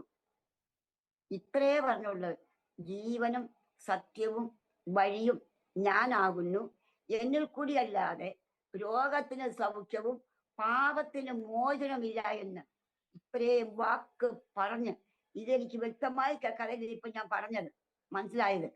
അത് ഹൃദയത്തിൽ പറഞ്ഞ് ചെവി കേട്ടപ്പം കണ്ണു തുറന്നു. കണ്ണു തുറന്നപ്പോ ഞാൻ വെയിലത്ത് കിടക്കുക. ഞാൻ തിരിഞ്ഞു കിടന്നപ്പം ഞാൻ കണ്ണു തുറന്നപ്പോ എന്നെ വിളിച്ചു, അച്ഛൻ വിളിച്ചു, നീ വയ്യ കിടക്കുമല്ലേ, എഴുന്നേര്, ഉച്ചയ്ക്ക് ഉണ്ടണ്ടേ. അപ്പൊ ഞാൻ വീണ്ടും എഴുന്നേക്കാൻ ഭാവിച്ചപ്പോ ഞാൻ കൈവിലക്കിട്ട് അല്പ കഴിയട്ടെന്ന്. സ്തോത്രം. എന്തിനു പറയുന്ന കണ്ണിമ വയ്ക്കുന്നതിന് മുൻപായിട്ട് ചടകുടഞ്ഞ് ഞാൻ എഴുന്നേറ്റപ്പോ പിന്നെ ഞാൻ പുതിയ സൃഷ്ടിയായി. സംസാരം മാറി, എന്റെ ഞാൻ നടക്കുന്ന നടപ്പ് മാറി, എന്റെ നടത്ത അത് മാറി. ഇങ്ങനെ സകലവും പുതിയതായി. സകലം പുതിയതായിട്ട് ഞാൻ എഴുന്നേറ്റ് ഞാൻ മുഖം കഴുകിയിട്ട് വരട്ടെ എന്ന് പറഞ്ഞ് ബാത്റൂമിലോട്ട് പോകാം എന്ന് പറഞ്ഞ് ഞാൻ ഇങ്ങനെ ഇത് മണ്ണ് ചുട്ടുപഴുത്ത മണലാ. അന്ന് ചെരുപ്പൊന്നുമില്ല എനിക്ക്. ആ മണ്ണിൽ കൂടി അങ്ങോട്ട് മണ്ണിൽ പൊതഞ്ഞ് കാലിന്റെ ഇവിടെ വരെ അങ്ങ് മണ്ണ് ഇങ്ങോട്ട് അങ്ങ് ചവിട്ടി അങ്ങ് പൊതയുക. എനിക്ക് ചൂട് അനുഭവപ്പെട്ടില്ല. ഞാൻ അങ്ങനെ അങ്ങോട്ട് പോയപ്പോഴ് അല്പസമയം നോക്കപ്പോ എന്റെ തലയ്ക്കുമേലില്. അപ്പൊ എനിക്കിങ്ങനെ നോക്കി കൈയെത്തി ഇങ്ങനെ പിടിക്കാനൊക്കത്തില്ലെങ്കിൽ തലയ്ക്കുമേലില് ഒരാള് നല്ല മനോഹര സൗന്ദര്യത്തോടെ ഒരാൾ വന്ന് നിൽപ്പുണ്ട് എന്റെ തലയ്ക്ക് മീതി. ആർക്കും വേറെ ആർക്കും കാണാൻ കഴിയത്തില്ല, എനിക്ക് മാത്രം കാണണം. അപ്പൊ എങ്ങനെ ഇരിക്കുന്ന ശൂന്യംകാലത്ത് സ്ത്രീ പറഞ്ഞു. ആ ശൂന്യംകാലത്ത് സ്ത്രീ ഇങ്ങനെ പറയാൻ ഇടയായി, എന്റെ പ്രിയനോ അവൻ അതിസുന്ദരനാണ്, അവൻ സ്തോത്രം, അവൻ ദേവന്മാരെക്കാളും അതിശ്രേഷ്ഠനാണ്, 10,000 പേരിലും അവൻ അതിസുന്ദരനാണ്. അവന്റെ മുഖം നോക്കിയാല് സൂര്യ ശോഭ പോലെ വിളങ്ങുന്നതായ മുഖം, അവന്റെ കണ്ണ് പിന്നെ കരിങ്കുവളം പോലുള്ള കണ്ണ്. ആ സ്തോത്രം അങ്ങനെ അങ്ങോട്ട് വർണ്ണിച്ചങ്ങോട്ട് പറഞ്ഞതുപോലെ അതേ രീതിക്കാണ് ഞാൻ കണ്ടത്. ഹല്ലേലൂയ. അങ്ങനെ കണ്ട് ഞാന് സൗന്ദര്യം ഇതുപോലെ തേജസ്സേറിയ ഒരു മുഖം ഞാൻ കണ്ടിട്ടില്ല. സൂര്യനക്കായി വെല്ലുന്ന ശോഭ. ഞാൻ അങ്ങോട്ട് ഇങ്ങനെ നോക്കിയപ്പോഴേ ഞാൻ ആകർഷിച്ച് ആ മിന്നൽ വന്ന് എന്റെ ശരീരത്തോട്ട് അടിച്ചപ്പോഴേ ഞാന് പിന്നെ അങ്ങ് ആകർഷിച്ച് അങ്ങോട്ടങ്ങായി. അങ്ങോട്ടായിരുന്ന സ്തോത്രം ഞാൻ 2 കയ്യത്ത് തൊഴുതിട്ട് ഞാൻ കീഴ്പോട്ട് കുഞ്ഞ് സാഷ്ടാംഗം വീണ് സ്തോത്രം വരെ നൽകത്തില്ലെന്ന് തൃപ്തിയായി ദൈവമേ എന്ന് പറഞ്ഞ് വെച്ച് ഞാൻ ഇങ്ങനെ കുഴിഞ്ഞു കിടന്ന് സാഷ്ടാംഗം വീണിട്ട് തൃപ്തിയായെന്ന് പറഞ്ഞിട്ട് മേലോട്ട് എഴുന്നേറ്റപ്പോ പിന്നെ ആളിനെ കണ്ടില്ല. അത് മറഞ്ഞുപോയി. സ്തോത്രം. പിന്നെ അന്ന് മുതൽ ഞാൻ കരയുക. ആ കരഞ്ഞ് പിന്നെ എനിക്ക് ലോകം എനിക്കറിയില്ല. അങ്ങനെ തിരിച്ചു വന്നപ്പോൾ അതിങ്ങനെ ഉള്ളിൽ കിടന്ന് അങ്ങ് തിളങ്ങുക. എൻ്റെ ഉള്ളില് കിടന്ന് തിളങ്ങുക. ഈ പ്രതിച്ഛായ രൂപം എൻ്റെ ഉള്ളിൽ കിടന്നങ്ങ് തിളങ്ങുക. സ്തോത്രം. ഹല്ലേലൂയ. അങ്ങനെ തിളങ്ങിക്കൊണ്ടിരിക്കുമ്പോഴാണ് സ്തോത്രം. പിന്നെ കടയിൽ പോയി ചായ ഒന്നും ഊണൊന്നും കിട്ടിയില്ല. ചായയൊക്കെ കുടിച്ചോണ്ട് വന്ന് കിടന്നു. എന്നാൽ രണ്ടാമത്തെ ദിവസം ഞാൻ എന്നോട് സംസാരിച്ചു. അപ്പൊ അന്ന് പറഞ്ഞു, ഇനി നീ വിഷമിക്കണ്ട, നാളെ ഞാൻ രാത്രി ഇതുപോലെ, ഇന്ന് രാത്രിയില് ഇതുപോലെ സമയത്ത് നിന്നെ ഞാൻ വിളിക്കുമ്പോ നീ ഈ പീഠത്തെ വേണം നോക്കി ഞാൻ പറഞ്ഞു തരുമല്ല എന്ന് പറഞ്ഞു. അങ്ങനെ വന്നപ്പോ സ്തോത്രം അതുപോലെ തന്നെ. അപ്പൊ ഇതില് രൂപ എന്റെ ഹൃദയത്തിൽ കിടന്നങ്ങ് തിളങ്ങല്ലേ, എന്റെ ഹൃദയത്തിലങ്ങ് പതിഞ്ഞ്. പിന്നെ ഞാൻ പുതു സൃഷ്ടിയായി. പിന്നെ രോഗം മറന്ന് എല്ലാം വലിച്ചെറിഞ്ഞ് പിന്നെ എനിക്ക് സൗഖ്യമായി. ഞാൻ എല്ലാം അങ്ങ് പ്രാപിച്ചെന്ന് ഞാൻ മനസ്സിൽ കണ്ടു. സ്തോത്രം. പിന്നെ കുഞ്ഞുങ്ങളെ ഓർമ്മയുണ്ട് എങ്കിലും അതൊക്കെ ദൂരമാക്കി കളഞ്ഞിട്ട് അത് സന്തോഷിച്ച് ആനന്ദിച്ച് ഇങ്ങനെ ഇരിക്കുമ്പോഴ് അന്ന് രാത്രി തന്നെ വീണ്ടും എന്റെ സമയത്ത് വിളിച്ചപ്പോ ഞാൻ ചെന്നു. അവിടെ ചെന്നപ്പോ എന്നെ എങ്ങനെയാ വിളിച്ചേ? സ്തോത്രം. അലർച്ച ഒരു ശബ്ദം കേട്ട് യേശുയേന്ന് നീറ്റൊരു വിളിച്ചപ്പം അലർച്ച ഒരു 50 അല്ല, ഒരു 150, 200 അല്ല, ഒരു 10,000 പുരുഷന്മാരുടെ സ്വരത്തോടെ എന്നെ വിളിക്കുക. അപ്പൊ ഞാൻ ഇതെന്തോ ഈ അലർച്ച കേൾക്കുന്ന എനിക്ക് അറിയില്ലല്ലോ ദൈവമേ എന്നെന്തായാലും കൊണ്ട് ഈ അലർച്ച കേട്ടും എന്റെ പേര് വിളിച്ചത് യേശുയെന്ന് വിളിച്ചതാ.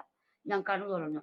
ഞാൻ എഴുന്നേറ്റപ്പോ എന്റെ മനസ്സിൽ ഇങ്ങനെ തോന്നി അങ്ങ് പീഠത്തെ ചെല്ലണമെന്ന്. അങ്ങനെ ചെന്നപ്പോഴാണ് സ്തോത്രം എന്നോട് ചോദിച്ച് പേന ഇരിപ്പുണ്ടോ കയ്യിലെന്ന് ചോദിച്ചു.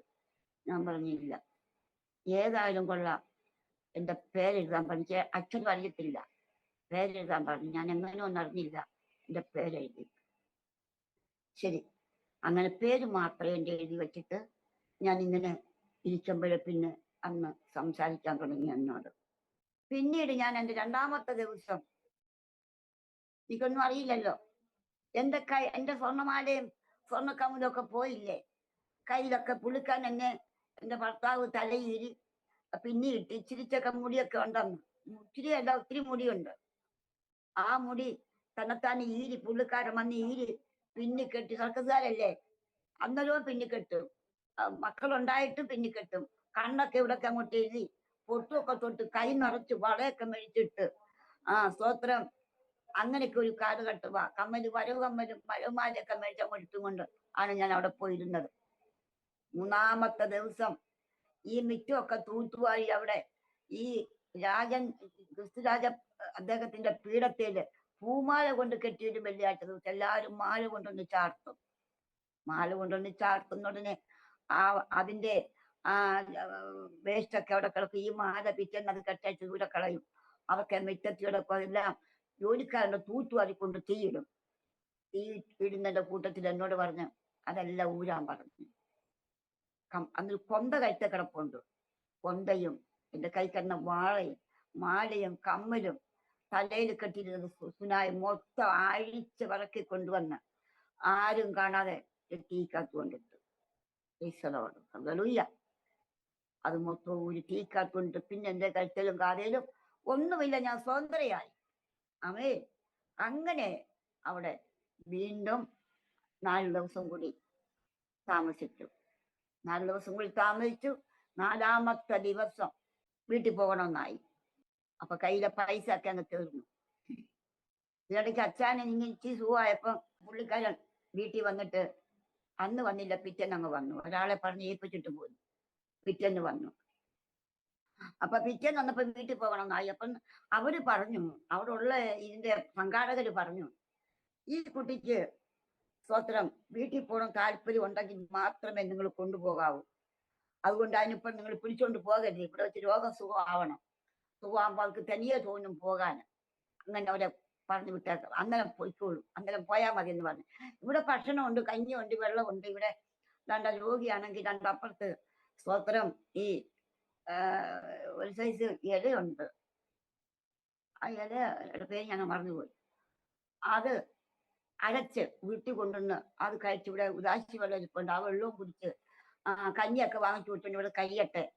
കഴിഞ്ഞിട്ട് പിന്നെ വീട്ടിൽ പോകാൻ താല്പര്യമുള്ളപ്പോൾ കൊണ്ടുപോയേക്കണം, പിന്നെ ഇവിടെ നിർത്തലെന്ന് പറഞ്ഞു. ശരി, അങ്ങനെ 4-5 ദിവസം കഴിഞ്ഞപ്പം എനിക്ക് വീട്ടിൽ പോകണം. ഞാൻ കരയാൻ തുടങ്ങി.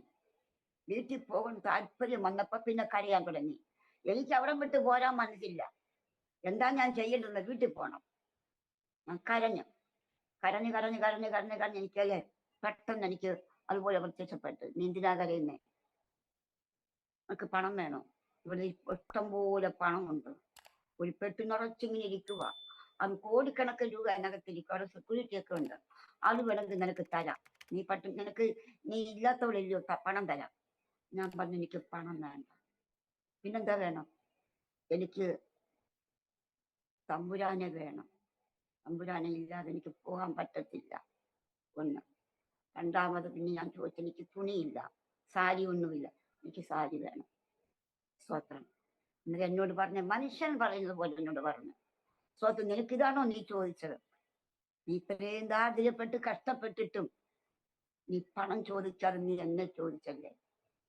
നിനക്ക് ഞാൻ അന്ത്യം വരെയും ഞാൻ നിന്റെ കൂടെ ഉണ്ട്. അന്ത്യം വരെ ഇനി ഞാൻ നിന്റെ കൂടെ ഉണ്ട്. നിനക്ക് സാരിയോ? സാരി ഞാൻ സ്വർഗത്തിലോളം കുമ്പാരം കൂട്ടിത്തരും. മനുഷ്യര് പറയുന്നത് പോലെ പറഞ്ഞതാ കർത്താവിന്റെ ദാസനെ. സത്യമായ കാര്യമാണ് ഞാൻ പറയുന്നത്. സ്തോത്രം. ശരി, പിറ്റേന്ന് പിന്നെ പോകാനൊക്കെ ഒരുക്കുക, വീട്ടിൽ പോവുക. അപ്പൊ തിരുവനന്തപുരത്തിന് വീട്ടിൽ പോരണ്ടേ? അവിടുന്ന് ഞാൻ നിറകണ്ണുകളോടെ കരഞ്ഞ് ഞാന് സാരികൾ എല്ലാം പറക്കി ഒതുക്കി എല്ലാം വെച്ച് കെട്ടിയിട്ട് ഞാനും കൂടെ ഈ സാധനത്തിന്റെ അപ്പുറത്ത് വണ്ടിയുണ്ട്, ആ വണ്ടിയെ കയറി ഞാൻ ഇരിക്കുക. വണ്ടിയെ കയറി ഇരുന്നപ്പം എന്റെ പൊന്നു കർത്താവിന്റെ ദാസനെ, പുള്ളിക്കാരനും വരെ പോയിരിക്കും, ഞാൻ ഇരിക്കുക. അപ്പൊ എന്റെ അടുത്തൊരാളുണ്ട്. എന്റെ അടുത്തുണ്ട്. എന്റെ കർത്താവ് എന്റെ കൂടെ ഉണ്ട്. എനിക്ക് തോന്നുന്നു എന്റെ കൂടെ ഞങ്ങൾ രണ്ടുപേരും കൂടെ അടുത്ത് ഇങ്ങനെ ഇരിക്കുവാണെന്ന് തോന്നുന്നു. അങ്ങനെ സന്തോഷമായിട്ട് വീട്ടിൽ കൊണ്ടുവന്ന് ഈ കുഞ്ഞക്കുറ്റിക്കോൾ ഇപ്പൊ താമസിക്കുന്ന വീട്ടില്, കഷ്ടപ്പെട്ട വീട്, കുഞ്ഞുങ്ങളെല്ലാം അലഞ്ഞു തിരിഞ്ഞ് കഷ്ടം അനുഭവിക്കുന്ന, അങ്ങനെ ആ വീട്ടിൽ കൊണ്ട് തമ്പുരാൻ ഇവിടെ കൊണ്ടുവന്ന് നിർത്തി. കാരണം ഇവിടെ ചുറ്റിലും ഇരിക്കുന്നത് ഭയങ്കര അന്ധകാരമാണ്. അപ്പൊ ഈ അന്ധകാരത്തിന് നടുവില് തമ്പുരാൻ ഇല്ലെങ്കിൽ എനിക്ക് നിൽക്കാൻ പറ്റത്തില്ല. അങ്ങനെ എന്നെ ഇവിടെ കൊണ്ട് ആക്കിച്ച് വിട്ടിട്ട് തമ്പുരാന് പോയി. അപ്പൊ എപ്പോഴാണ് സമയം?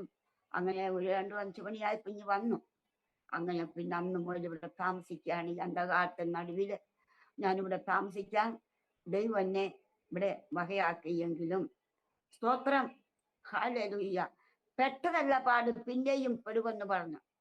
അങ്ങനെ ഞാൻ വീണ്ടും കഷ്ടതയിലേക്കാണ്ടുപോയി.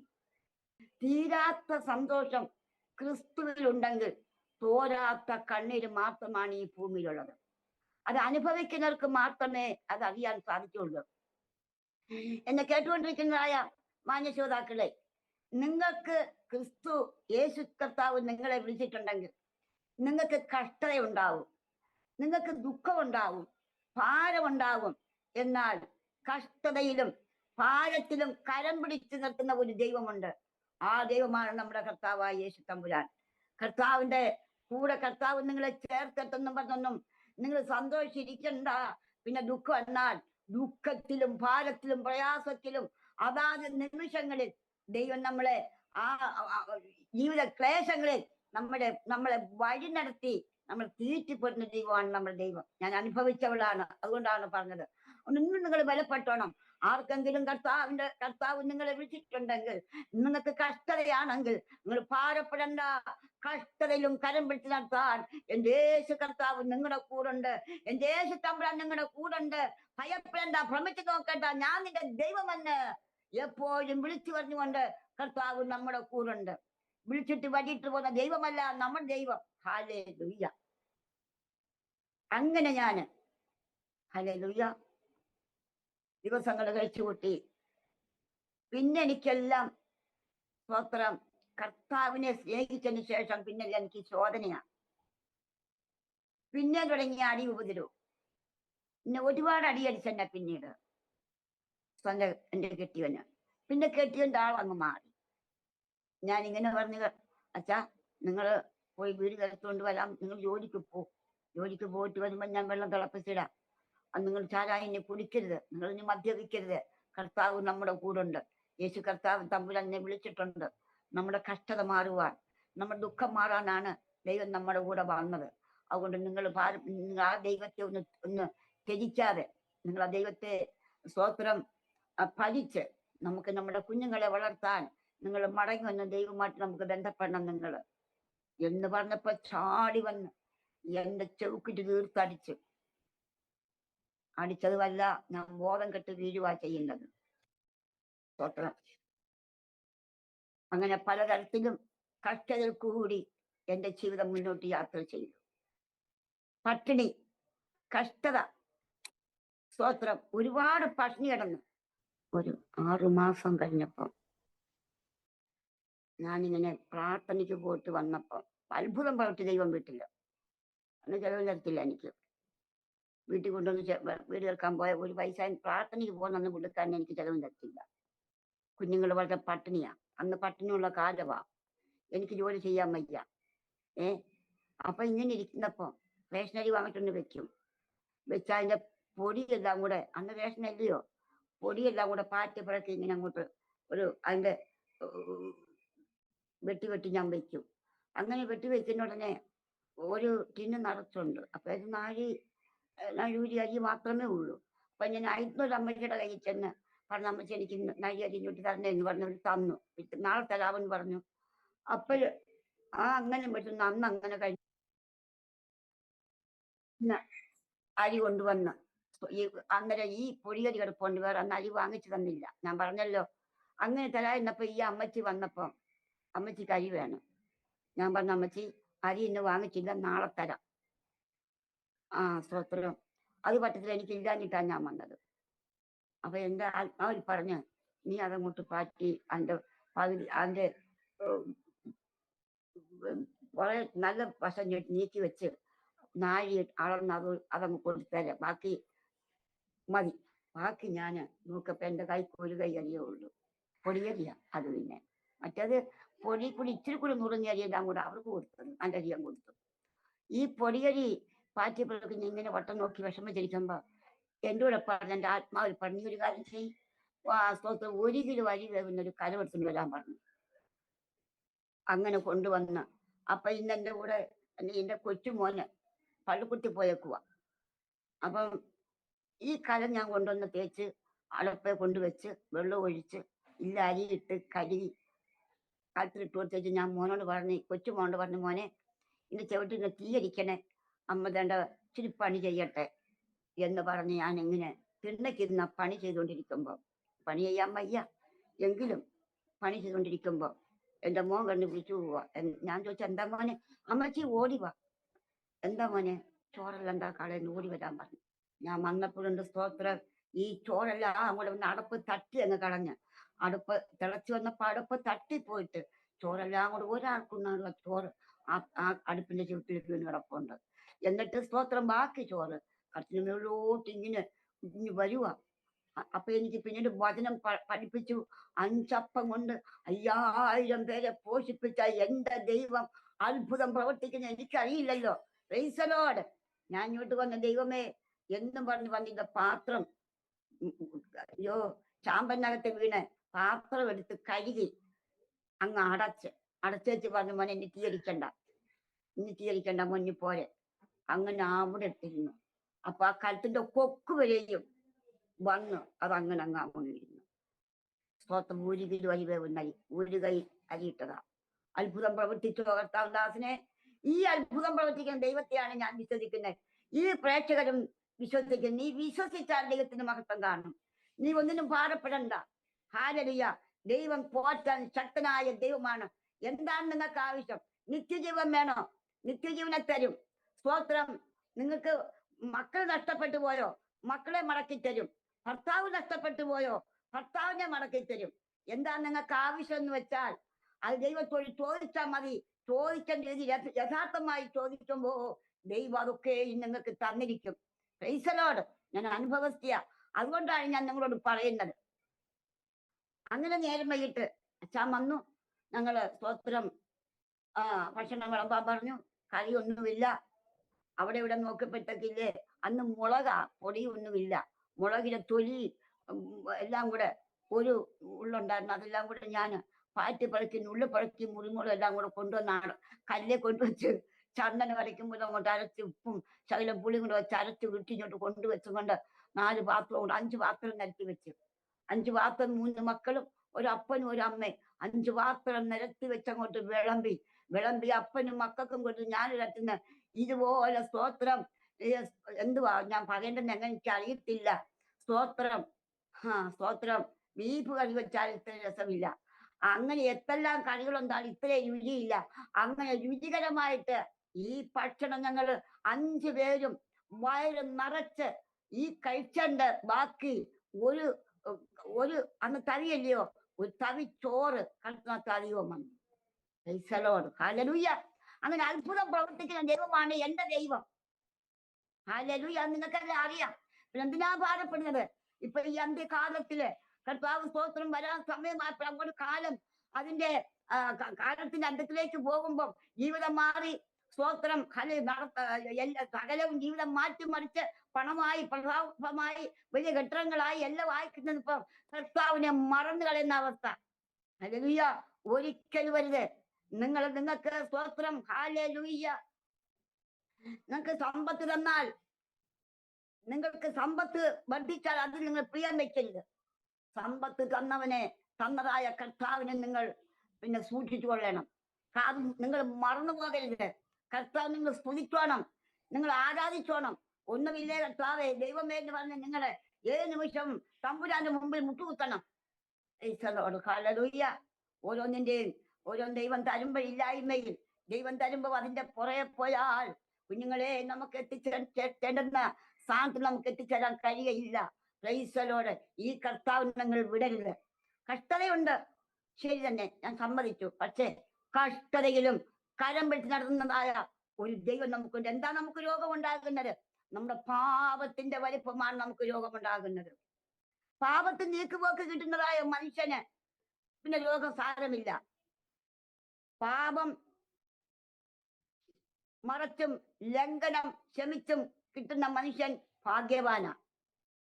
മനസ്സിലാക്കണം. പാപം കർത്താവ് നീക്കളയും, ലംഘനമുണ്ട്, അതും ക്ഷമിക്കും ദൈവം. ഇത് രണ്ടും കൂടെ ക്ഷമിച്ച് കിട്ടുന്ന മനുഷ്യനാരാ? ഭാഗ്യവാനാ. പിന്നെ നീ പാപം ചെയ്യാൻ പോകരുത്, പിന്നെ ഈ ലംഘനത്തിലേക്ക് പോകരുത്. സത്യസന്ധമായ രീതി ദൈവസന്നിധി നീ പിന്നെ സ്തോത്രം എപ്പോഴും കാണപ്പെടണം. ദൈവത്തെ സ്തുതിക്കണം, ദൈവത്തിന്റെ കൂടെ നടക്കണം. നിന്നെ കർത്താവ് എന്താ ചെയ്തത്, എന്താ തന്നത് നിനക്ക്? നിന്നെ സ്തോത്രം, നീ പാപത്തിന്റെ അടിത്തട്ടിൽ കിടന്ന നിന്നെ തമ്പുരാൻ അവസാനത്തിൽ രക്തം ഊറ്റിക്കൊടുത്ത കാലിയുടെ കൊലക്കളത്തില് ആ 33 വയസ്സില് ആ രക്തത്തെ ഊറ്റിക്കൊടുത്ത് നമ്മളെ വിലയ്ക്ക് വാങ്ങി വെച്ചിരിക്കുമ്പോഴത്തേക്ക് എന്തിനാ കർത്താവ് അങ്ങനെ ചെയ്തത്? നമ്മളെ വിലയ്ക്ക് വാങ്ങാനാ, നമ്മൾ ജീവിക്കാൻ, നമ്മൾ ധന്യമായി തീരാനാ, നമ്മളെ സ്തോത്രം ഹാലരിയം, നമ്മൾ സമ്പന്നരാകാൻ വേണ്ടിയിട്ടാ. നമ്മുടെ പാപത്ത് നീക്കുപോക്ക് തന്ന ദൈവത്തെ നമ്മൾ മറന്നുപോയാൽ പിന്നെന്താ സംഭവിക്കുന്ന? പിന്നീട് വന്ന് കണ്ടു കേട്ടതറിയാം. കർത്താവിനെ മറന്ന് പ്രവർത്തിച്ചതൊക്കെ ഞാനും കണ്ടും കേട്ടുമൊക്കെ ഇരിക്കുക. 84 വയസ്സ് പ്രായമുണ്ടെനിക്ക്. ഇന്നും ഉരത്തിൽ അതിശയിക്കുക. ഹല്ലേലൂയ, സ്തോത്രം, ഹല്ലേലൂയ. കർത്താവ് എന്ത് പറഞ്ഞതോ ആ കർത്താവിന്റെ പുറകെ ഞാനും പറഞ്ഞ അനുസരിച്ച് മുന്നോട്ട് ഓടുക. പട്ടിണിയാണെങ്കിൽ പട്ടിണി, കഷ്ടതയാണെങ്കിൽ കഷ്ടത, നഗ്നതയാണെങ്കിൽ നഗ്നത. മരണത്തെ നീക്കുപോക്ക് തരാൻ കർത്താവിന്റെ പക്കലുണ്ട്, നിത്യജീവൻ കർത്താവിന്റെ പക്കലുണ്ട്. പിന്നെ എന്നാ നമുക്ക്? സ്തോത്രം, ഹല്ലേലൂയ. ഇതൊക്കെ ഞാൻ അനുഭവിച്ചവളാ. ആമേൻ. അങ്ങനെ വർഷങ്ങൾ നീണ്ടുപോയി. ഹല്ലേലൂയ, സ്തോത്രം. എന്റെ ഭർത്താവ് ലോകത്തുനിന്ന് മാറ്റപ്പെട്ടു പോയി. മൂത്ത മോന്റെ മാനസിക രോഗിയായി തീർന്നു. അവനായിട്ട് ഞാൻ കഷ്ടത അനുഭവിച്ചില്ലയോ? കർത്താവിനെ കണ്ടെന്ന് പറഞ്ഞ് കഷ്ടത അനുഭവിച്ചില്ലയോ? എന്നോട് ഇങ്ങനെ പറഞ്ഞു, മരണം, പൊട്ടക്കിണറ്, മരുഭൂമി, പിന്നെ ഇതൊക്കെ നിനക്കുണ്ടാവും, അതിലൊക്കെ ഞാൻ കരം പിടിച്ച് നടത്തുമെന്ന് ദൈവം എന്നോട് സംസാരിച്ചു. ഹല്ലേലൂയ. പിന്നീടാണ് എനിക്ക് വന്ന് അതിന്റെ 6ാമത്തെ മാസമായപ്പോൾ എൻ്റെ ഭർത്താവ് ലോകത്തുനിന്ന് മാറ്റപ്പെട്ടു പോയി. എൻ്റെ കുഞ്ഞിന് അസുഖം, മാനസിക രോഗം ആയതിന്റെ 3ാമത്തെ മാസത്തിലാണ് എൻ്റെ ഭർത്താവ് ലോകത്തുനിന്ന് മാറ്റപ്പെട്ടു പോകുന്നത്. പിന്നെ ഈ മാനസിക രോഗിയായ കുഞ്ഞും ഞാനും 2 കുഞ്ഞുങ്ങളും. ഞങ്ങൾ 3 പേരും ഞാനും ഒറ്റയ്ക്ക് ഈ പുന്നക്കുറ്റി കോളനിയില് കിടക്കുക. ഞങ്ങൾക്കൊരു വീടില്ല. ആരുടെയും സഹായമില്ല.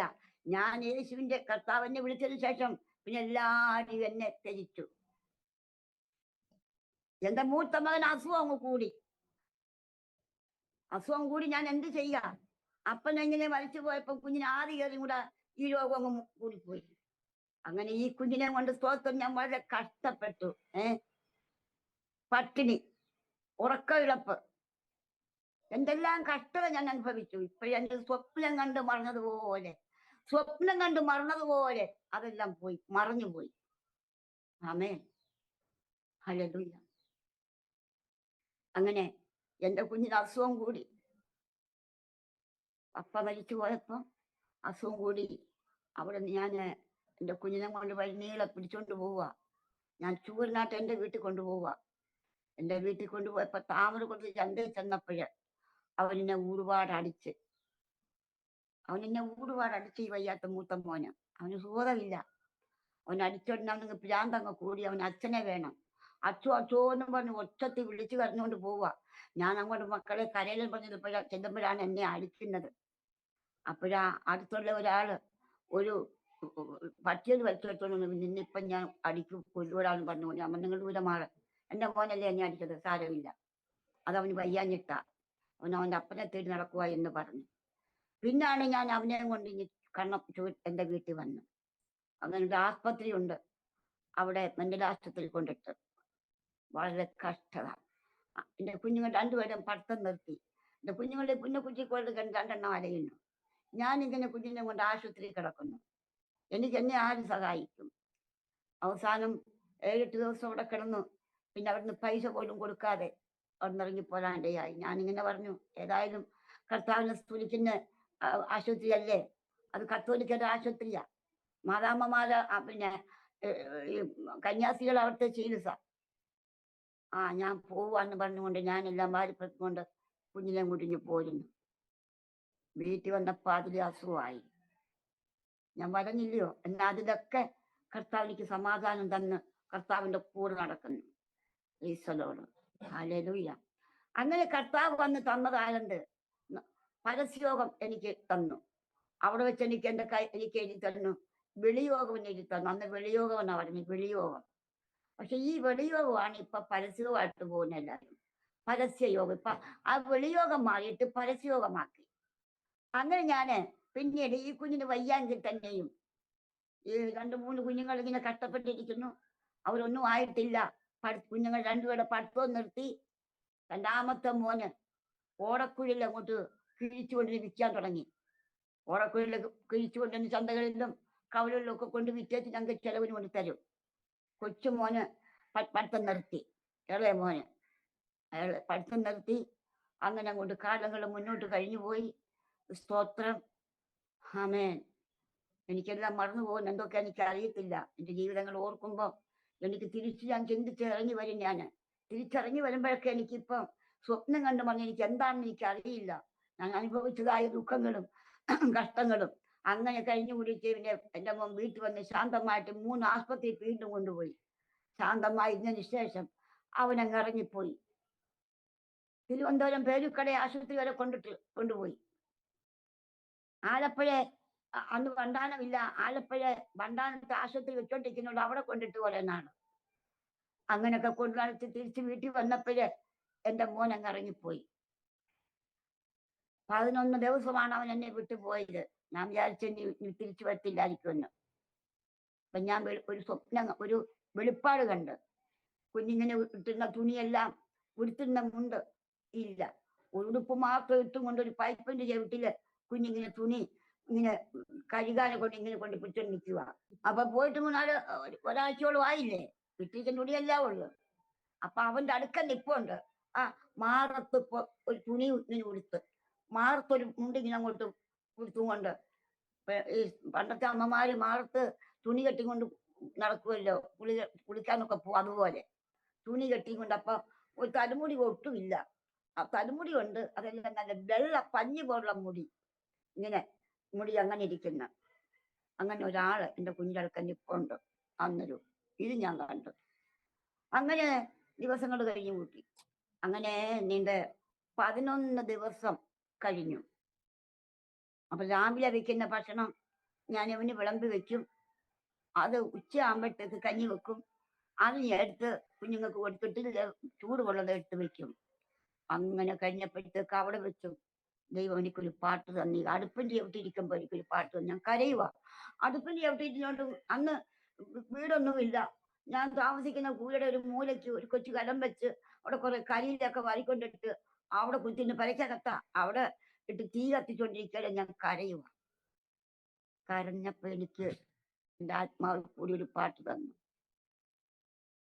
സ്വന്തമായി ഞാൻ എഴുതിയ പാട്ട്.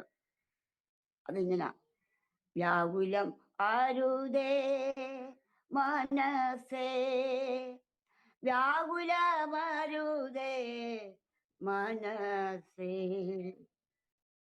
N പ്രിയനെന്നെ പോറ്റിയിടുമേ, N പ്രിയനെന്നെ കാത്തേടുമേ. വ്യാകുലം അരുതേ മനസ്സേ, എനിക്കു വേണ്ടി ഒരു നാൾ കാൽവരി മലയിൽ യാഗമാ, എനിക്കു വേണ്ടി ഒരു നാൾ കാൽവരി മലയിൽ യാഗമാ. ദിവ്യ പ്രഭോ വരിക വേഗം, എന്നെയും ചേർത്തിടുവാൻ. ദിവ്യ പ്രഭോ വരിക വേഗം, എന്നെയും ചേർത്തിടുവാൻ. വ്യാകുലം അരുതേ മനസ്സേ, ഈ ലോക ജീവിത യാത്രയിൽ ഞാൻ തളർന്നിടാതെ പതറിടാതെ, ആത്മനാഥ വരിക വേഗം, എന്നെയും ചേർത്തിടുവാൻ. വ്യാകുലം അരുതേ മനസ്സേ. ഈ പാട്ട് ആത്മാവിൽ കൂടി തരുക. കേട്ടിട്ടില്ല, ആർക്കും അറിയത്തില്ല. ഇത്ര ഈണത്തോടെ ആത്മാവിലോട്ട് തന്നപ്പോഴ് സ്തോത്രം, എന്റെ കണ്ണുനീരാരോ തുടച്ചു മാറ്റുന്ന പോലെ എനിക്ക് തോന്നി. സ്തോത്രം. പിന്നെ ഞാൻ കരഞ്ഞില്ല. പിന്നെ അവനോട് എനിക്ക് വൈരാഗ്യമാണ് തോന്നുന്നത്. അവൻ എന്നെ അനുസരിക്കാതെ ഇറങ്ങി പോയില്ലയോ? അവൻ എന്നെ അനുസരിക്കാതെ പോയതിന്റെ ഫലമല്ലയോ അനുഭവിക്കുന്നേ? അവനിഞ്ഞ് വരട്ടെ, അവൻ ഞാൻ രണ്ടടി കൊടുക്കും എന്നൊക്കെയുള്ള ചിന്തയായി. പിന്നെ ഞാൻ കരഞ്ഞിട്ടില്ല. പിന്നെ ആ വിഷയം ഓർത്ത് പിന്നെ അങ്ങോട്ട് ഞാൻ കരഞ്ഞിട്ടില്ല. അങ്ങനെ 12ാമത്തെ ദിവസം അവൻ തിരിച്ചു വന്നു. ഇങ്ങോട്ട് വന്നതുമല്ല പാട്, അവൻ ആദ്യം പോയ ചരിത്രങ്ങളൊക്കെ എന്നോട് അങ്ങ് പറയുക. അതും അവനറിയാം, പറയുക. സ്തോത്രം. ഒരുത്തന് ഇവൻ നല്ല പാട്ട് പാടും. അവൻ ചുമ്മാ റോഡിൽ നിന്ന് അങ്ങ് പാടിക്കൊള്ളും. അങ്ങനെ തിരുവനന്തപുരത്ത് ഒരു സ്ഥലത്ത് പോയി പാടി പൊരുത്തം പറഞ്ഞ് പാട് ഞാൻ ഇപ്പൊ വരാം, പാടണേ എവിടെ നിന്ന് പറഞ്ഞോണ്ട് ഞാൻ നിൽക്കൊല്ലും കൊണ്ട് മേടിച്ചിട്ട് കട്ടും പറഞ്ഞ് അവൻ്റെ ഒരു പോക്കങ്ങ് പോയി. ആ നിപ്പ അവനെ കാത്ത് കുഞ്ഞു 1-2 ദിവസം നിന്നവിടെ, ഭക്ഷണം പോലും കഴിക്കാതെ. അതൊക്കെ മഹാദോഷമല്ലയോ? ഇത് കേട്ടപ്പോ ഞാൻ നെഞ്ചത്തടിച്ച് ദൈവത്തോട് നിലവിളിച്ച് കരഞ്ഞ്. സ്തോത്രം. ഏതായാലും മനത്തേൽപ്പിക്കാതെ എന്നെ കണ്ടല്ലോ ദൈവത്തെ ഞാൻ കണ്ടല്ലോ. ആ ദൈവം അവന്റെ അടുക്കൽ നിൽക്കുന്നത് ഞാൻ കണ്ടല്ലോ. ആ ഒരു ബലത്തില് അവനിഞ്ഞു കൊണ്ടുവന്ന്. സ്തോത്രം. പിന്നെ അവൻ ഇറങ്ങിപ്പോയി. 3 ദിവസം കഴിഞ്ഞപ്പോ എന്നോട് കർത്താവ്, ഇനി ഇവൻ നിന്നെ വിട്ടിറങ്ങി പോകത്തില്ല. ഇത് നീ അവനോട് പറയണം. നിന്നോട് അവൻ ചോദിക്കും. ചോദിച്ചതിന് ശേഷം നീ മറുപടി പറയണം. നിന്നോട് ചോദിക്കാതെ അവൻ ഇനി ഒന്നും ചെയ്യത്തില്ല എന്ന് അന്നൊരു ആഹ്വാനവും കൊടുത്തവന് ദൈവം എനിക്ക് തന്നു. അവനും അതുപോലെ തന്നെ കൊടുത്തു. അവൻ മൂത്രമൊഴിക്കാൻ പോണെങ്കിലും എന്നോട് ചോദിക്കും, അമ്മ ഞാൻ മൂത്രിച്ചിട്ട് വരട്ടെ എന്ന് പോവാൻ പറയും. 2ാമത്തെ ദിവസം 2 ദിവസം പോയി, വീണ്ടും ഇറങ്ങിപ്പോയി. 4ാമത്തെ ദിവസം തിരിച്ചു വന്ന്. പിന്നെ ഇതുവരെ വർഷങ്ങൾ കഴിഞ്ഞ് 40-38 വർഷത്തോളമായി എന്നോട് ചോദിക്കാതെ അവൻ പുറത്തോട്ട് എങ്ങും പോകത്തില്ല. സ്തോത്രം. അങ്ങനെ ഇവൻ നാളുകൾ കഴിഞ്ഞു. വീട്ടിനകത്ത് പിന്നെ ചെലവിന് തമ്പുരാൻ തരും. കൊണ്ട് കൊടുക്കും. ഞാൻ പരസ്യോത്സവം ഇറങ്ങിപ്പോകും. പരസ്യോത്സവത്തിന് പോയി തെരുക്കൊണ്ട് 40 വർഷം ഞാൻ പ്രസംഗിച്ചു. അവിടെ വെച്ച് എനിക്ക് പാട്ട് തന്ന ദൈവം. ഞാൻ പരസ്യോഗം പ്രസംഗിച്ചിട്ട് ഞാൻ അടൂര് ജംഗ്ഷനിൽ നിന്നപ്പോൾ അപ്പൊ കുഞ്ഞിന് ഞാൻ ഭക്ഷണമൊക്കെ കഞ്ഞിയൊക്കെ വെച്ചിട്ട് പോവും. ആ ബാക്കി 2 കുഞ്ഞുങ്ങളും ഇറങ്ങിപ്പോവും. അവർക്ക് ആവതുള്ളവരില്ലയോ, അവര് പഠിക്കാനും എടുക്കാനും അവർ അങ്ങോട്ടും ഇങ്ങോട്ടൊക്കെ അങ്ങ് പോവും. മിക്കവാറും ഇവൻ തന്നെയല്ലേ ഉള്ളൂ വീട്ടില്. മിക്കവാറും ഇവന് ഞാൻ തന്നെ ഉള്ളു വീട്ടില്. അങ്ങനെ 40 വർഷം തെരിക്കോണിൽ പ്രസംഗിച്ചു. സ്തോത്രം. ആരും അറിഞ്ഞില്ല. ഞാൻ ഈ പോയ സ്ഥലത്തെ എന്നെ അറിഞ്ഞുള്ളൂ. പട്ടിണിയാണോ കഷ്ടതയാണോ നഗ്നതയാണോ എന്നൊന്നും ആരും അറിഞ്ഞിട്ടില്ല. ഞാൻ ആരോടും ചോദിച്ചിട്ടില്ല എനിക്ക് പട്ടിണിയാ, എനിക്ക് എനിക്ക് അല്ലെങ്കിൽ 50 രൂപ തരണേ, അല്ലെങ്കിൽ 100 രൂപ തരണേ, അല്ലെങ്കിൽ അരി തരണേ, അല്ലെങ്കിൽ തുണിയില്ല തരണേ. ഇതൊന്നും ഞാൻ ഒരു മനുഷ്യനോട് ഈ നാൾ വരെയും ഞാൻ വാവിട്ട് ചോദിച്ചിട്ടില്ല. Praise Lord. കർത്താവിനോട് ചോദിച്ചെനിക്ക് സാരി വേണമെന്ന്. പട്ടിണിയാന്ന് കർത്താവിന് അറിയാമല്ലോ. അങ്ങനെ എനിക്ക് ഇഷ്ടം പോലെ സാരികള്, ഏതെല്ലാം സൈസ് വേണമെങ്കിലും ചിലയിടത്തെല്ലാം ദൈവദാസിമാരും എനിക്ക് മേടിച്ചു തരും. അല്ലെങ്കിൽ ഞാനൊന്നും ചോദിക്കണ്ട, എനിക്ക് തരുവായിഞ്ഞ്. സ്വത്തം ഞാൻ ഇവിടെ കൊണ്ടുവന്ന് ഞാൻ അങ്ങോട്ട് കൊടുക്കാൻ തുടങ്ങും. ഞാൻ കൊടുത്ത് ഞാൻ കൊണ്ടൊന്നും വെച്ചിട്ടില്ല. എന്റെ ആവശ്യത്തിന് മാത്രം വെച്ചിട്ട് ബാക്കി സാരിയെല്ലാം ഞാൻ അങ്ങനെ കൊടുക്കുക. സ്തോത്രം. എന്തിനാ വെച്ചേക്കുന്ന ഇപ്പോഴും 8 19 ഇരിക്കുന്ന പിന്നെ ഛത്തീസ്ഗഡിലേക്ക് ഞാൻ പോവുക. അങ്ങനെ അവർക്ക് അമ്മച്ചിമാർക്ക് കൊടുക്കാൻ ഞാൻ വെച്ചിരിപ്പുണ്ട്. അങ്ങനെ എന്റെ ദൈവം എന്നെ പലതരത്തിലും ഞാൻ അറിയപ്പെടാത്ത എന്നെ പിന്നെ സ്തോത്രം 41 വർഷത്തില് ദൈവം എന്നെ ദ്രോഹം അറിയപ്പെട്ടതായിട്ട് ദൈവം ഇടയാക്കി. സ്തോത്രം. കുഞ്ഞെ, നീ ഭാരപ്പെടണ്ട കേട്ടോ. നിന്നെ ആരും കാണുന്നില്ല.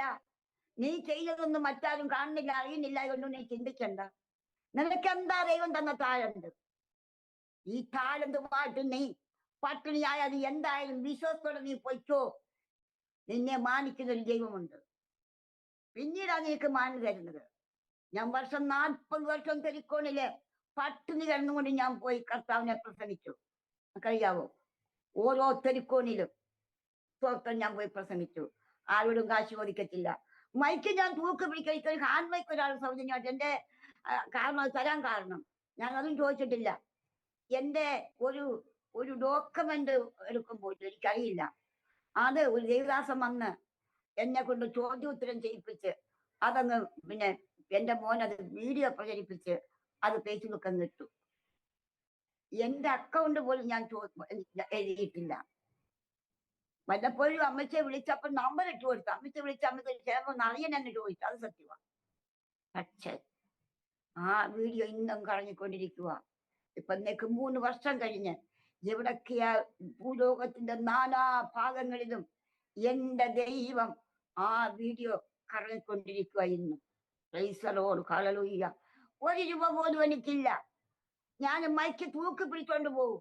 കൈ കളിക്കുമ്പം തോളെ വെച്ചോണ്ട് പോകും. തോള് കളിക്കുമ്പോൾ തലയെ വെച്ചോണ്ട് പോകും. അങ്ങനെ തൂക്കിയും തോളത്ത് വെച്ചും കൈക്ക് പിടിച്ചും കൊണ്ടുപോയി വണ്ടി വരുന്ന സ്ഥലം വരെയും കൊണ്ടുപോകും. വണ്ടി വരുന്ന സ്ഥലത്ത് അങ്ങനെ ചെന്നിട്ട് വണ്ടി കയറി എവിടെയെങ്കിലും റോഡിന്റെ അരിവിന് വണ്ടിക്ക് കയറി പോരത്തക്ക രീതിയിലുള്ള സൈഡിൽ നിൽക്കും. അവിടെ 1-2 അടുത്ത് അന്നെനിക്ക് ആവും. 1-2 അടുത്ത് ഇറക്കി വെച്ചുകൊണ്ട് അവിടെ അങ്ങോട്ട് സ്തോത്രം കൈ വെച്ച് എന്റെ പാട്ട് കേൾക്കുമ്പോൾ ആൾ ഓടിക്കൂടും. ആൾ ഓടിക്കൂടി ആ സ്തോത്രം അവിടെ എന്നങ്ങോട്ട് പ്രസംഗിക്കും. അവിടെ പ്രസംഗിച്ച് ട്രാക്ടറും വേണം ചെയ്യും. ട്രാക്ടർ ഇങ്ങനെ കെട്ട് കണക്കിന് കൊണ്ട് 1 രൂപ പോലും ഇല്ല. ആരോടും കാശ് ചോദിച്ചു ഞാനേ പരിശോധന എനിക്ക് വണ്ടിക്കൂലി തരണേ ഒരുത്തോടും ഞാൻ ചോദിക്കത്തില്ല. ആരോടും ചോദിക്കത്തില്ല. ഞാനങ്ങ് പോവും.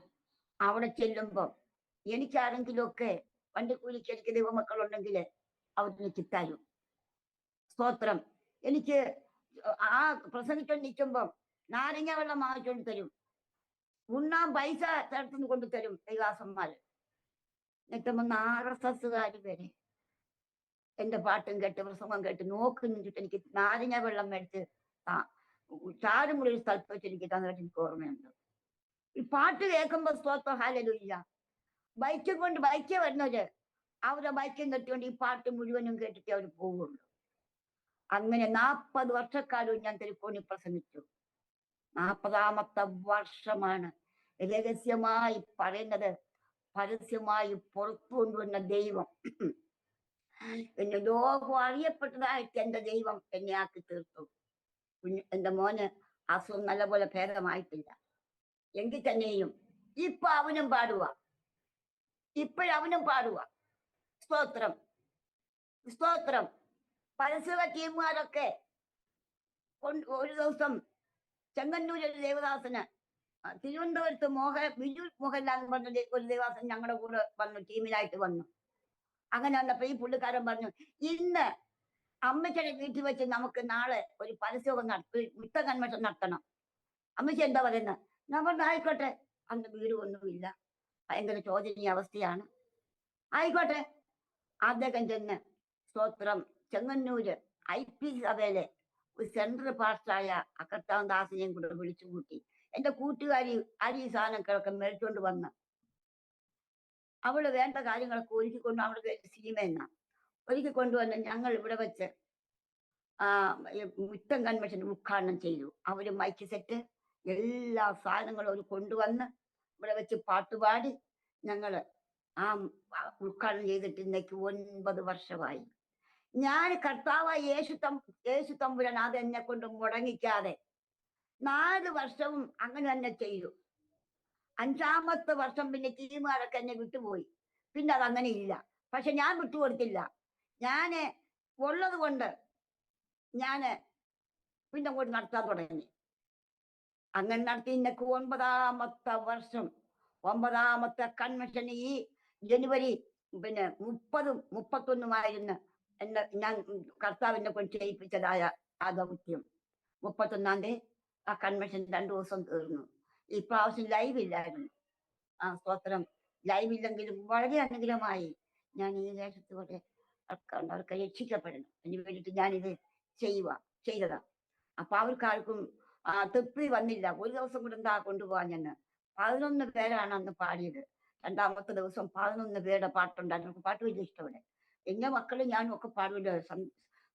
പിന്നെ വളരെ നിലയില് ഞങ്ങൾ പാടും. എന്റെ ഇളയ മോനെ നല്ല പാട്ടുകാരന്, മൂത്ത മോൻ അതിലും പാട്ടുകാരനാ. പിന്നെ ഞാൻ അതുപോലെ ഞങ്ങൾ 3 പേരും പാടും. പിന്നെ അവന്റെ ഭാര്യ അവള് പാടും. അങ്ങനെ എന്റെ മോനെ 2-ാമത്തെ മോൻ ഓടക്കുഴൽ വായിക്കും. ഈ മ്യൂസിക്കലി ചെയ്യുന്നൊക്കെ അവന് സ്റ്റുഡിയോ ദൈവം കൊടുത്തു. അവിടാണ് ഞാൻ എന്റെ പാട്ടുകളൊക്കെ അവിടെ സ്റ്റുഡിയോയിലാണ് വർക്ക് ചെയ്യുന്നത്. സ്തോത്രം. അങ്ങനെ ദൈവമായ കർത്താവ് ഇത്രത്തോളം കൊണ്ടുവന്നു. നീ പാടപ്പെട്ട് ആരെങ്കിലും ദൈവം വിളിച്ച് വേർതിരിച്ച് ഇറക്കിക്കൊണ്ടുവന്നെങ്കിൽ, എനിക്ക് രോഗസൗഖ്യമില്ലേ, എനിക്ക് പണമില്ലേ, എനിക്ക് വീടില്ലേ, കൂടില്ലേ എന്നൊന്നും പറഞ്ഞാലും ഭാരപ്പെടണ്ട. എല്ലാം ദൈവം ചന്തവും ക്രമമായിട്ട് അതാത് സന്ദർഭത്തിൽ നിങ്ങൾക്ക് തന്നിരിക്കും. പക്ഷെ ദൈവം വിളിച്ചിറക്കിയിട്ട് സ്തോത്രം വഴിയിട്ടിട്ട് പോകുന്ന ദൈവമല്ല. കാരണം നമ്മൾ വചനം നിങ്ങൾ വായിക്കുന്നുണ്ട്, ഞാനും വായിക്കുന്നുണ്ട്. പിന്നെ 5 അപ്പം കൊണ്ട് 5000 പേരെ പോഷിപ്പിച്ചിട്ട് 12 കൊട്ട നിറച്ചിട്ട ദൈവം. ഹല്ലേലൂയ. 2 മീനും പിന്നെ അതുപോലെ എത്ര ആണോ അതുപോലെ തന്നെ 7 വട്ടി കൊടുത്തിട്ട് നിറച്ചെടുത്തിട്ട് 7 വട്ടി നിറച്ചെടുത്ത്. അങ്ങനെയൊക്കെ നമുക്ക് വചനമില്ലേ. അതൊക്കെ കേട്ട് വിശ്വസിച്ച് നിങ്ങൾ തമ്പുരാൻ എന്താണ് ചെയ്തെന്ന് വെച്ചാൽ സ്തോത്രം. നിങ്ങൾക്ക് ഏത് താലന്താ തന്നത്? പാടാനാണോ? അന്നെങ്കിൽ അതങ്ങനെ. പ്രസംഗിക്കാനാണോ? അതങ്ങനെ. അതല്ല നിങ്ങൾക്ക് ട്രാക്ട് കൊടുക്കാനാണോ? അതങ്ങനെ. അതല്ല പിന്നെ പ്രാർത്ഥിക്കാനാണോ? അതങ്ങനെ. ഏത് താലന്താണ് നിങ്ങൾക്ക് തന്നത്? ഓരോ താലന്ത് കൊടുക്കാതെ ദൈവം ആരെയും വിളിച്ചിറക്കത്തില്ല. സ്തോത്രം. ഹല്ലേലൂയ. അതാത് സന്ദർഭത്തില് ദൈവം അതാത് കൂലി നിങ്ങൾക്ക് തന്നിരിക്കും. കൂലി ഇല്ലെന്ന് പറഞ്ഞാലും ഭാരപ്പെടണ്ട. നിങ്ങൾ ഇറങ്ങി തിരിക്കുമ്പോ തന്നെ ദൈവത്തിനറിയാം, നിങ്ങളുടെ അവസ്ഥ ദൈവത്തിനറിയാം. അപ്പൊ നിങ്ങൾക്ക് കിട്ടാനുള്ളത് കർത്താവ് അവിടെ തന്നിരിക്കും. കർത്താവ് തന്റെ ശിഷ്യന്മാർ ഇപ്രകാരം പറഞ്ഞു, നിങ്ങള് എന്റെ വേലയ്ക്ക് വേണ്ടി നിങ്ങൾ ഇറങ്ങുമ്പോ വഴിയിൽ നിങ്ങൾ 2 പൊക്കണമോ പിന്നെ 2 വഴിയോ ഒന്നും നിങ്ങൾ എടുക്കരുത്. നിങ്ങൾക്ക് ഒരെണ്ണം കൊണ്ട് പോകണം. നിങ്ങൾക്ക് എന്താ വേണമെന്ന് വെച്ചാൽ അവിടെ ചെല്ലുമ്പോൾ ആവശ്യമുള്ള നിങ്ങൾക്ക് തന്നുകൊള്ളുമെന്ന്. ഹല്ലേലൂയ. അങ്ങനെ ദൈവമായ കർത്താവ് നമ്മളെ വിളിച്ചിറക്കിയാൽ നമ്മളെ നടത്താൻ ശക്തനായ ദൈവമാണ്. സ്തോത്രം. എന്റെ ജീവിതം മാറ്റിമറിച്ചു എന്റെ ദൈവം. സ്തോത്രം. എനിക്കത് അനുഭവമാണ്. എന്റെ ദൈവം എന്റെ ജീവിതം മാറ്റിമറിച്ചു. എന്റെ ദൈവം എന്ന് പറയാതിരിക്കാൻ തരവില്ല. ഞാൻ എവിടെ കിടന്നവിടെ സർക്കസും കളിച്ച് ചാരായവും കുടിച്ച് ഈ ലോകത്തിലെ കൂട്ടുകാഴ്ചയായിട്ട് ഞാൻ പോയവളെ കർത്താവിന് എന്നെ ഇഷ്ടപ്പെട്ടു. ഞാൻ ലോകത്തിന് വേണ്ടി പാടി നടന്നവളാ. ലോകത്തിന് വേണ്ടി കൂട്ടുകാഴ്ചയായിട്ട് അനേകരെ ചിരിപ്പിച്ച് രസിപ്പിച്ച് നടന്നവളാ. ഇന്ന് അങ്ങനെ ഞാന് സ്തോത്രം ദേശത്തിൽ പോയി കൂട്ടുകാഴ്ച നടത്തിയെങ്കില് ഇന്ന് ഞാൻ ദേശത്തിൽ തെറിക്കോണിലും സ്തോത്രം ഹാലലുയ്യ പലയിടങ്ങളിലും ഞാൻ പോയി എൻ്റെ കർത്താവിനെ മഹത്വപ്പെടുത്തുക. ഞാൻ ഈ കേരളത്തില് സ്തോത്രം വടക്കേന്ത്യ മാത്രമേ ഉള്ളൂ പോകാവുള്ളൂ. ഞാൻ ഛത്തീസ്ഗഡിലേക്ക് ഞാൻ 12 പോവുക. പ്രൈസ്. അല്ലാതെ ഞാൻ കേരളം ഒട്ടാകെ പോയി. ഞാൻ വയനാട് പോയി. 24 പേര് രക്ഷിക്കപ്പെട്ടു. പിന്നെ വയനാട്ടിലെ ആദിവാസികൾ അവരുണ്ടോ ഇല്ലയോ എനിക്കറിയില്ല. പിന്നെ ഞാൻ പോയില്ല. അങ്ങനെ തിരുവനന്തപുരം നഗരി മുഴുവനും പോയി. പൊന്മുടി പോയി. സ്തോത്രം. അരുവിക്കര പല സ്ഥലങ്ങളിലും തിരുവനന്തപുരത്ത് തന്നെ പോയി. പിന്നെ തമിഴ്നാട്ടിൽ പോയി. സ്തോത്രം. ഹല്ലേലൂയ. ഈ കേരളത്തില് സ്തോത്രം വടക്കേ ഇന്ത്യ ഒഴിച്ച് ബാക്കിയുള്ള സ്ഥലങ്ങളിലെല്ലാം ഞാൻ പോയി. കർത്താവിനെ മഹത്വപ്പെടുത്തി. സ്തോത്രം വിശ്രമം കൂടാതെ പോയി. സ്തോത്രം. എന്നിട്ട് ഞാന് സ്തോത്രം ഒരു 21 ദിവസത്തെ ശുശ്രൂഷയ്ക്ക് ഞാൻ ഗൾഫ് രാജ്യത്തിലും പോയി. ഫ്ലൈറ്റിലും കർത്താവ് എന്നെ കൊണ്ടുപോയി. അത് കഴിഞ്ഞ് പിന്നീട് ആദ്യമേ പോയത് രാജസ്ഥാനിലും പോയി. അവിടെ തന്നെ 10 ദിവസം അവിടെ കർത്താവിന്റെ വേല വിശാലമാക്കാൻ പോയി. അവർക്ക് ഇഷ്ടമില്ലായിരുന്നു ഞാൻ പോരാന്. അവരെല്ലാം എന്റെ സ്തോത്രം അപ്പോസ്തലനായ പൗലോസിന് യാത്രയായപ്പിന് കൊണ്ടുപോയത് കരഞ്ഞും വിളിച്ചും റോഡ് നീളെ വന്നവരെല്ലാം. ഞാൻ വണ്ടിയെ കയറിപ്പിഴും കെട്ടിപ്പിടിച്ച് കരച്ചിലായിരുന്നു. അന്നേരം എൻ്റെ മോൻ പറഞ്ഞു, അമ്മയ്ക്ക് ഞാൻ ഇവിടെ നിർത്തിയേക്കാം, ഞങ്ങളങ്ങ് പോകാം എന്നൊക്കെ പറഞ്ഞ് അപ്പത്തോളം ദൈവം എന്നെ മാനിക്കുവാനും സ്നേഹിപ്പാനും ഇടയായി. Price the Lord. ദൈവം നമ്മളെ വിളിച്ചാൽ ആ ദൈവത്തെ നിഷ്കളങ്കതയോടെ നേരോടെ സത്യസന്ധമായിട്ട് ദൈവത്തെ നാം വിശ്വസിക്കുന്നുവെങ്കിൽ ഹല്ലേലൂയ, ദൈവം നമ്മളെ അതുപോലെ ഉയർത്തും. Price the Lord. നിന്നെ 4 പേര് അറിഞ്ഞില്ലയോ, ഭാരപ്പെടണ്ട, ദൈവം നിന്നെ അറിയിപ്പിക്കും. ഇനി ഞാൻ ലോകത്തിൽ ഇറങ്ങുമ്പോഴേ സ്തോത്രം എന്നെ അറിയാത്തവരാരും ഇല്ല. സ്തോത്രം. അതെന്റെ മിടുക്കല്ല, അതെന്റെ കർത്താവിന്റെ സ്നേഹം ഒന്ന് മാത്രമാണ്. എന്റെ ദൈവം സ്നേഹിക്കുന്ന ദൈവമാണ്. എന്നെ പഠിപ്പിച്ചത് സ്തോത്രം സ്നേഹത്തെ കുറിച്ച് പഠിപ്പിച്ചു. 3 തരത്തിലുള്ള സ്നേഹം പഠിപ്പിച്ചു. സ്തോത്രം. 1 ആഴമില്ലാത്ത സ്നേഹം, എന്റെ കർത്താവിന്റെ സ്നേഹമാണ്. 2 അളവില്ലാത്ത സ്നേഹം. 3 പൂമഴ പോലുള്ള സ്നേഹം. പൂമഴ. ആ പൂമഴ പെയ്ത് മഴയാണോ അതുമല്ല, പൂ പോലെ ചേറി അങ്ങ് പോവും. അങ്ങനെയുള്ള സ്നേഹമുണ്ട്. പക്ഷെ ആ സ്നേഹമല്ല ദൈവം ആഗ്രഹിക്കുന്നത്. എന്നുമെന്നും ആഴമില്ലാത്ത സ്നേഹം. ദൈവം നമുക്ക് തരുന്നത് അളവില്ലാത്ത സ്നേഹമാണ്.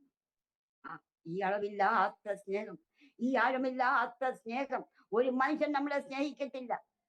നിന്റെ ഭർത്താവ് നിന്നെ അതുപോലെ സ്നേഹിക്കത്തില്ല. മക്കളെ സ്നേഹിക്കത്തില്ല. ഇതൊന്നുമല്ല, അമ്മയപ്പനും സ്നേഹിക്കത്തില്ല. അമ്മയപ്പനും നമ്മളെ ഓമന പേശുനെ വിളിക്കത്തില്ല. ഇത് എന്റെ തമ്പുരാൻ ഓമന പേര് ചൊല്ലി നിന്നെ വിളിച്ച സ്തോത്രം. എന്താ മകളെ, നിന്റെ ആവശ്യം എന്താണെന്ന് ദൈവം അരികിലേക്ക് ഇറങ്ങി വന്ന് ചോദിച്ച ആവശ്യങ്ങൾ നടത്തുന്ന ദൈവമാണ് നമ്മുടെ ദൈവം. ഈ ദൈവത്തെ കൈവിടല്ലേ, ഈ ദൈവത്തെ ആരും കൈവിടല്ലേ മക്കളെ. ഭൂമിയിൽ മാത്രമല്ല സ്വർഗത്തിലും ഇതേപോലെ നമുക്ക് അധികാരവും അവകാശവും നമുക്കൊരു അവകാശമുണ്ട് നമ്മുടെ സ്വർഗത്തില്. അത് നിങ്ങൾ വാങ്ങിച്ചെടുക്കണേ, എനിക്കും വാങ്ങിച്ചെടുക്കണം. ഞാൻ അതിനുവേണ്ടി പ്രയത്നിക്കുക.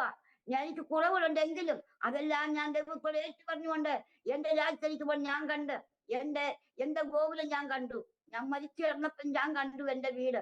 ഞാനേത് പൂന്തോട്ടത്തിൽ കൂടി ഞാൻ പോയി പറന്ന് പോയപ്പോ എന്റെ ഗോകുലത്തിന്റെ മണ്ട മാത്രമേ കണ്ടുള്ളൂ. അതിന്റെ താഴ്വശത്ത് സ്തോത്രം ഹല്ലേലൂയ നല്ല വർണ്ണനയേറിയതായ ആ തങ്കം വെച്ചു പിടിപ്പിച്ച് പടിപടിയായിട്ട് കെട്ടിയിട്ടിരിക്കുന്നു. അവിടെ എനിക്ക് എന്റെ വീട്ടിനകത്ത് ഞാൻ കയറിയില്ല. എനിക്ക് ആ വീട്ടിൽ പോകണം. ഹല്ലേലൂയ. ആ വീട്ടിൽ പോകാൻ ഞാൻ വെമ്പൽ കൊള്ളുക. കുറവുകളുണ്ട്, അതെല്ലാം ദൈവം എന്നോട് പൊറുക്കട്ടെ, ക്ഷമിക്കാം. പാപം ചെയ്യുന്നതല്ല. മക്കളോട് ജീവിക്കുമ്പോൾ കോപിക്കത്തില്ലേ, മക്കളോട് പറയത്തില്ലേ, അതൊക്കെ. അതുകൊണ്ട് ഇത്രയും സമയവും എന്റെ സാക്ഷ്യങ്ങളും പാട്ടുകളും അല്പം ദൈവത്തിന്റെ വചനങ്ങളും ഒക്കെ കേട്ട് നിങ്ങളും രൂപാന്തരം പ്രാപിക്കട്ടെ. നിങ്ങൾക്കും ദൈവമായ കർത്താവ് നിങ്ങളെയും ധാരാളമായി അനുഗ്രഹിക്കട്ടെ. കർത്താവിന്റെ പക്കൽ ഒന്നിനും കുറവില്ല. ജീവന്റെ ദാതാവാവുന്ന നിങ്ങൾക്ക് ജീവൻ വേണോ? നിത്യജീവനെ തന്ന് ദൈവം നടത്താൻ ശക്തനാ. എന്നെ നിത്യജീവൻ തന്നെ എന്നെ ഭൂമിയിൽ നിർത്തിയിരിക്കുകയാ. സ്തോത്രം, ഹല്ലേലൂയ. അതുകൊണ്ട് ഒന്നും നിങ്ങൾക്ക് മുട്ടില്ലാതെ നടത്താൻ ഇതുപോലെ ദൈവത്തെ ഭൂമിയിലുമില്ല സ്വർഗത്തിലുമില്ല. അതുകൊണ്ട് ഈ ദൈവത്തെ കൈവിടാതെ ദൈവത്തെ സ്തുതിച്ചു ആരാധിച്ച് മഹത്വപ്പെടുത്തുവാൻ നിങ്ങളെ ഞാൻ ഒന്നുകൂടി കട്ടതയിലും കരം പിടിച്ച് നടത്തുന്ന ഒരു ദൈവമാണ് നമ്മുടെ ദൈവം. അതുകൊണ്ട് ഈ ദൈവത്തെ നിങ്ങൾ സ്തോത്രം കൈവിടാതെ ആരാധിക്കണമേ, സ്തുതിക്കണമേ എന്നുള്ള സ്തോത്രം താല്പര്യത്തോടും ആഹ്വാനത്തോടും സ്തോത്രം ഇതുവരെ എന്നെ കേട്ടതായ കുഞ്ഞുങ്ങൾക്ക് ദൈവം നിങ്ങൾ ധാരാളമായി അനുഗ്രഹിക്കട്ടെ എന്ന് പറഞ്ഞുകൊണ്ടും എന്റെ വാക്കുകൾക്ക് ഞാൻ വിരാമം കുറിക്കുന്നു. എനിക്ക് അനുവദിച്ചു തന്നതായ ആരോമ TV പ്രവർത്തകനാകുന്ന കർത്താവ് ദാസനും നന്ദി അറിയിപ്പിച്ചുകൊണ്ടും എന്റെ വാക്കുകൾക്ക് ഞാൻ വിരാമം കുറിക്കുന്നു. പ്രേക്ഷകർക്ക് വേണ്ടി ഞാൻ ഒരു വാക്ക് പ്രാർത്ഥിക്കാം. സ്തോത്രം, സ്തോത്രം, ഹല്ലേലൂയ. ഞങ്ങളെ അതിവാത്സല്യമായി സ്നേഹിക്കുന്ന സ്വർഗീയ നല്ല പിതാവേ, കർത്താവ് എന്നെ കേൾക്കുന്നതായ എല്ലാ പ്രേക്ഷകരെയും കർത്താവിന്റെ കരങ്ങളിൽ ഏൽപ്പിക്കുന്നു. നാഥാ, അവരും സ്തോത്രം ഇങ്ങനെ കഷ്ടതയിൽ ജീവിക്കുന്നുവെങ്കിൽ അവരെയും കരം പിടിച്ചുയർത്തി അവരും ഉത്തമ സാക്ഷികളായി തീരുവാൻ സ്വർഗത്തിലെ ദൈവം സഹായിക്കണമേ. അവര് സ്തോത്രം ഭൂമി മാത്രമല്ല സ്വർഗത്തിനും അവകാശമായി തീരുവാൻ സ്വർഗത്തിലെ ദൈവം സഹായിക്കണമെന്ന് പ്രാർത്ഥിക്കുന്നു. എല്ലാവരും കർത്താവ് ഒരുപോലെ അനുഗ്രഹിക്കണമേ. ഹല്ലേലൂയ, സ്തോത്രം. ദൈവമേ, വിലപ്പെട്ട കർത്താവ് ദാസനെ അനുഗ്രഹിക്കണമേ. ആയുസ്വാരോഗ്യം നീട്ടിക്കൊടുക്കണമേ. തന്റെ പ്രവർത്തനത്തെ ദൈവം മാനിക്കണമേ. വീണ്ടും കർത്താവ് സ്തോത്രം നല്ല ആശയമായിട്ട് നല്ല ജീവിതങ്ങൾ കടന്നു വന്ന് കർത്താവ് സാക്ഷി പറയുവാനൊക്കെയും ദൈവം സഹായിക്കണമെന്ന് പ്രാർത്ഥിക്കുന്നു. ഹല്ലേലൂയ. സമ്പൂർണ്ണമായി താഴ്ത്തുന്നു. പ്രാർത്ഥന കേട്ടുകൊണ്ട് സ്തോത്രം യേശു തമ്പുരാന്റെ തന്നെയുള്ള നാമത്തിൽ തന്നെ ആമേൻ. ദൈവത്തിന്റെ സ്നേഹത്തിന്റെ ആഴമേറിയ അനുഭവങ്ങളുമായി പ്രിയ ഗ്രേസി അമ്മച്ചിക്ക് അരോമ TV പ്രേക്ഷകരോടൊപ്പം ഇത്രയേറെ സമയം ജീവിതാനുഭവങ്ങൾ പങ്കുവയ്ക്കുവാൻ കർത്താവ് കൃപ ചെയ്തത് ഓർത്ത് ഞാൻ ദൈവത്തിന് മഹത്വം കരയേറ്റുന്നു. ദൈവം ഒരു വ്യക്തിയെ തേടി വരുമ്പോൾ, ദൈവം ഒരു വ്യക്തിയോടുള്ള ബന്ധത്തിൽ സഹവാസം പുലർത്തുമ്പോൾ ആ വ്യക്തിയുടെ ജീവിതത്തിൽ ഉണ്ടാകുന്ന ആ മാറ്റം മറ്റൊരാൾക്ക് തുലനം ചെയ്യാൻ കഴിയാത്ത വിധത്തിൽ അത് ഹൃദയത്തിന്റെ ആഴങ്ങളിൽ രുചിച്ചറിഞ്ഞ അനുഭവിച്ചറിഞ്ഞ അനുഭവങ്ങളും അതിന്റെ ഓർമ്മകളും ആയിരിക്കും എന്നുള്ള കാര്യത്തിന് യാതൊരു സംശയവുമില്ല. വാത്സല്യ മാതാവ് ഹൈന്ദവ കുടുംബത്തിൽ ജനിച്ചു വളർത്തപ്പെട്ടു. ക്രമേണ അവിടെ നിന്ന് കത്തോലിക്ക കുടുംബത്തിലേക്ക് പോയി. അവിടെ നിന്ന് സർക്കസ് കമ്പനിയിലേക്ക്, സർക്കസ് കൂടാരത്തിൽ പോയി ലോകത്തിലുള്ള ജനങ്ങളെ പല നിലവാരങ്ങളിലുള്ളതായ അഭ്യാസങ്ങളിലൂടെയും അഭിനയങ്ങളിലൂടെയും പാട്ടുകളിലൂടെയും ഒക്കെ സന്തോഷിപ്പിച്ച ഒരു കാലയളവ് ഉണ്ടായിരുന്നു. അവിടെ വെച്ച മദ്യത്തിനും മയക്കുമരുന്നിനും ഒക്കെ പല സാഹചര്യങ്ങളിൽ നിർബന്ധിക്കപ്പെട്ട് വിധേയപ്പെട്ടു. എങ്കിലും അതിൽ നിന്നൊക്കെയും സ്വർഗത്തിലെ ദൈവം പുറത്തു കൊണ്ടുവന്ന് കർത്താവിന്റെ സ്നേഹത്താൽ നിറയ്ക്കുവാനിടയായി തീർന്നു. ദൈവത്തിന്റെ വചനത്താൽ, ദൈവത്തിന്റെ പരിശുദ്ധാത്മാവിനാൽ, കർത്താവിന്റെ സ്നേഹത്തിന്റെ മാധുര്യമേറിയ ഗാനങ്ങളാല്, അനുഭവങ്ങളാല് നിറയ്ക്കുവാൻ ഇടയായി തീർന്നു. അനുഗ്രഹിക്കപ്പെട്ട കുടുംബജീവിതവും തലമുറകള്, മക്കള്, മരുമക്കള്, ചെറുമക്കള്, അതുപോലെ ആത്മീയ മക്കളെ ഒരുപാട് പേരെ ലോകത്തിന്റെ വിവിധ ഭാഗങ്ങളില് കർത്താവ് പ്രിയ അമ്മച്ചിക്ക് കൂട്ടായ്മയ്ക്കായി, കൂട്ടിനായി ആമേനെ ദൈവം തന്നു. ആ സ്നേഹത്തിന്റെ ഓർമ്മകൾ ഈ 84-ാം വയസ്സിലും ഞാൻ ഓർത്തു പോവുകയായിരുന്നു. ദേവാലയത്തിൽ ഹന്ന 84-ാം വയസ്സിലും കർത്താവിന് വേണ്ടി കാത്തിരുന്നത് പോലെ ഈ 84-ാം വയസ്സിലും പ്രിയ അമ്മച്ചി കർത്താവിന്റെ സ്നേഹം ഒട്ടും ചോർന്നു പോകാതെ കർത്താവിന്റെ വരവിന് വേണ്ടി പാടുവാനും പ്രാർത്ഥിക്കുവാനും സാക്ഷ്യം പറയുവാനും പരസ്യയോഗം നടത്തുവാനും കൺമിഷനുകൾ നടത്തുവാനും ശക്തമായി ദൈവം ഇന്നും ഉപയോഗിച്ചു കൊണ്ടിരിക്കുന്നു. അനേക പ്രിയപ്പെട്ടവരെ കർത്താവിങ്കിലേക്ക് ആകർഷിക്കുവാൻ മറ്റ് അനേക വ്യക്തികളെക്കാൾ ഉപരിയായി ഈ അവസരത്തിലും കർത്താവ് വാത്സല്യ അമ്മച്ചിയെ ഉപയോഗിക്കുന്നു എന്ന് കേൾക്കാൻ കഴിഞ്ഞതിൽ ഒത്തിരി സന്തോഷമുണ്ട്. കർത്താവ് ധാരാളമായി അനുഗ്രഹിക്കട്ടെ. സൗഖ്യത്തോടെ, ആരോഗ്യത്തോടെ, ദീർഘായുസോടെ കർത്താവിന് വേണ്ടി ഇനിയും ജീവിച്ച് നല്ല സാക്ഷ്യം വഹിപ്പാൻ അവസരങ്ങളെ ഒരുക്കട്ടെ എന്ന് ഇത്തരത്തിൽ ആശംസിക്കുന്നു, പ്രാർത്ഥിക്കുന്നു. ഇത്രത്തോളം വിലപ്പെട്ട സമയം വേർതിരിച്ച് അരോമ TV പ്രേക്ഷകരോടൊപ്പം അനുഗ്രഹിക്കപ്പെട്ട ജീവിതാനുഭവം, ദൈവം നടത്തിയ അത്ഭുതകരമായ വഴികളെയും കുറിച്ച് മനോഹരമായ പാട്ടുകളിലൂടെ കർത്താവിനെ മഹത്വപ്പെടുത്തുവാൻ സമയം വേർതിരിച്ചതിന് പ്രിയ അമ്മച്ചിയോടുള്ള സ്നേഹവും നന്ദിയും കടപ്പാടും ഇത്തരത്തിൽ അറിയിക്കുന്നു. കർത്താവ് ധാരാളമായി അനുഗ്രഹിക്കട്ടെ എന്ന് ഇത്തരണത്തിൽ ആശംസിക്കുന്നു, പ്രാർത്ഥിക്കുന്നു. സ്തോത്രം.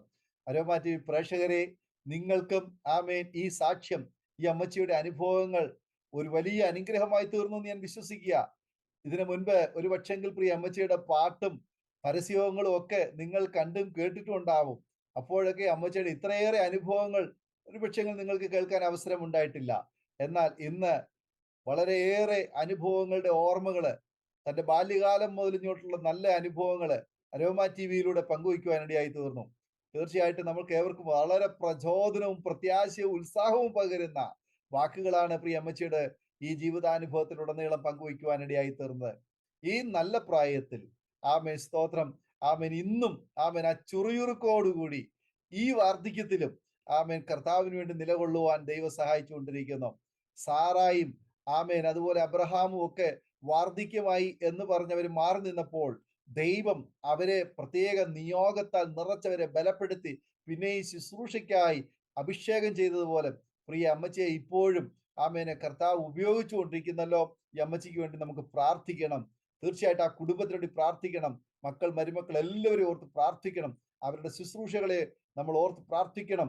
ഈ സാക്ഷ്യ പ്രേക്ഷകരെ നിങ്ങൾക്ക് അനുഗ്രഹമായി തീർന്നുവെങ്കിൽ നിങ്ങളുടെ പ്രിയപ്പെട്ടവർക്ക്, സുഹൃത്തുക്കൾക്ക് നിങ്ങൾ ഷെയർ ചെയ്ത് കൊടുക്കണം. നിങ്ങളുടെ വിലയേറിയ അഭിപ്രായങ്ങളും നിർദ്ദേശങ്ങളും കമന്റ് ബോക്സിൽ രേഖപ്പെടുത്താൻ മറക്കരുത്. അതുപോലെ തന്നെ നിങ്ങൾ ഈ സാക്ഷ്യം കേട്ടതിന് ശേഷം ആമേൻ നിങ്ങളുടെ പ്രിയപ്പെട്ടവർക്ക് നിങ്ങൾ ഷെയർ ചെയ്ത് കൊടുക്കുക. ഈ കൂട്ടായ്മയിലേക്ക് അവരെയും നിങ്ങൾ ക്ഷണിക്കുക. കർത്താവ് നമ്മെ സഹായിക്കട്ടെ. മാത്രമല്ല, സാക്ഷ്യം പറഞ്ഞ പ്രിയപ്പെട്ടവരോടൊപ്പം എല്ലാ തിങ്കളാഴ്ചയും രാത്രി 8:30 മണി മുതൽ ഓൺലൈനിലൂടെ നടക്കുന്ന പ്രാർത്ഥനാ കൂട്ടായ്മയിൽ നിങ്ങൾക്ക് പങ്കെടുക്കാവുന്നതാണ്. അടുത്ത അനുഗ്രഹിക്കപ്പെട്ട സാക്ഷ്യവും വചനചിന്തയുമായി നാം വീണ്ടും കൂടിക്കാണുന്നവരെയും എല്ലാ പ്രിയപ്പെട്ടവർക്കും good bye. God bless you all. ആമേൻ. ഓർമ്മയുടെ മനോരഥത്തിൽ മായാത്ത ഓർമ്മയ്ക്കായി അരോമ മാട്രിമോണിയിൽ നിന്നും ജീവിത പങ്കാളിയെ കണ്ടെത്തൂ. നിങ്ങൾ ഒരു ക്രിസ്തീയ ജീവിത പങ്കാളിയെ അന്വേഷിക്കുകയാണോ? അതോ മക്കൾക്ക് അനുയോജ്യമായ ഒരു തക്ക തുണയ്ക്ക് വേണ്ടി പ്രാർത്ഥിക്കുന്ന വ്യക്തിയാണോ? എങ്കിൽ അരോമ മാട്രിമോണി നിങ്ങൾക്ക് വേണ്ടിയാണ്. ഇന്നു തന്നെ സൗജന്യമായി രജിസ്റ്റർ ചെയ്യൂ. അരോമ മാട്രിമോണിയുടെ പ്രത്യേകതകൾ: രജിസ്ട്രേഷൻ തികച്ചും സൗജന്യം. ലോകത്തെവിടെയുമുള്ള അനുയോജ്യമായ ക്രിസ്തീയ ജീവിത പങ്കാളിയെ തിരഞ്ഞെടുക്കാം. വിവാഹം നടക്കുന്നതുവരെ സർവീസ് ലഭിക്കുന്നു. ഏറ്റവും ചെറിയ പാക്കേജുകളും തിരഞ്ഞെടുക്കാം. അരോമ മാട്രിമോണി നിങ്ങൾക്കായി ഒരുക്കുന്നു വിവാഹം പരമാനന്ദം. Email aroma matrimony2020@gmail.com.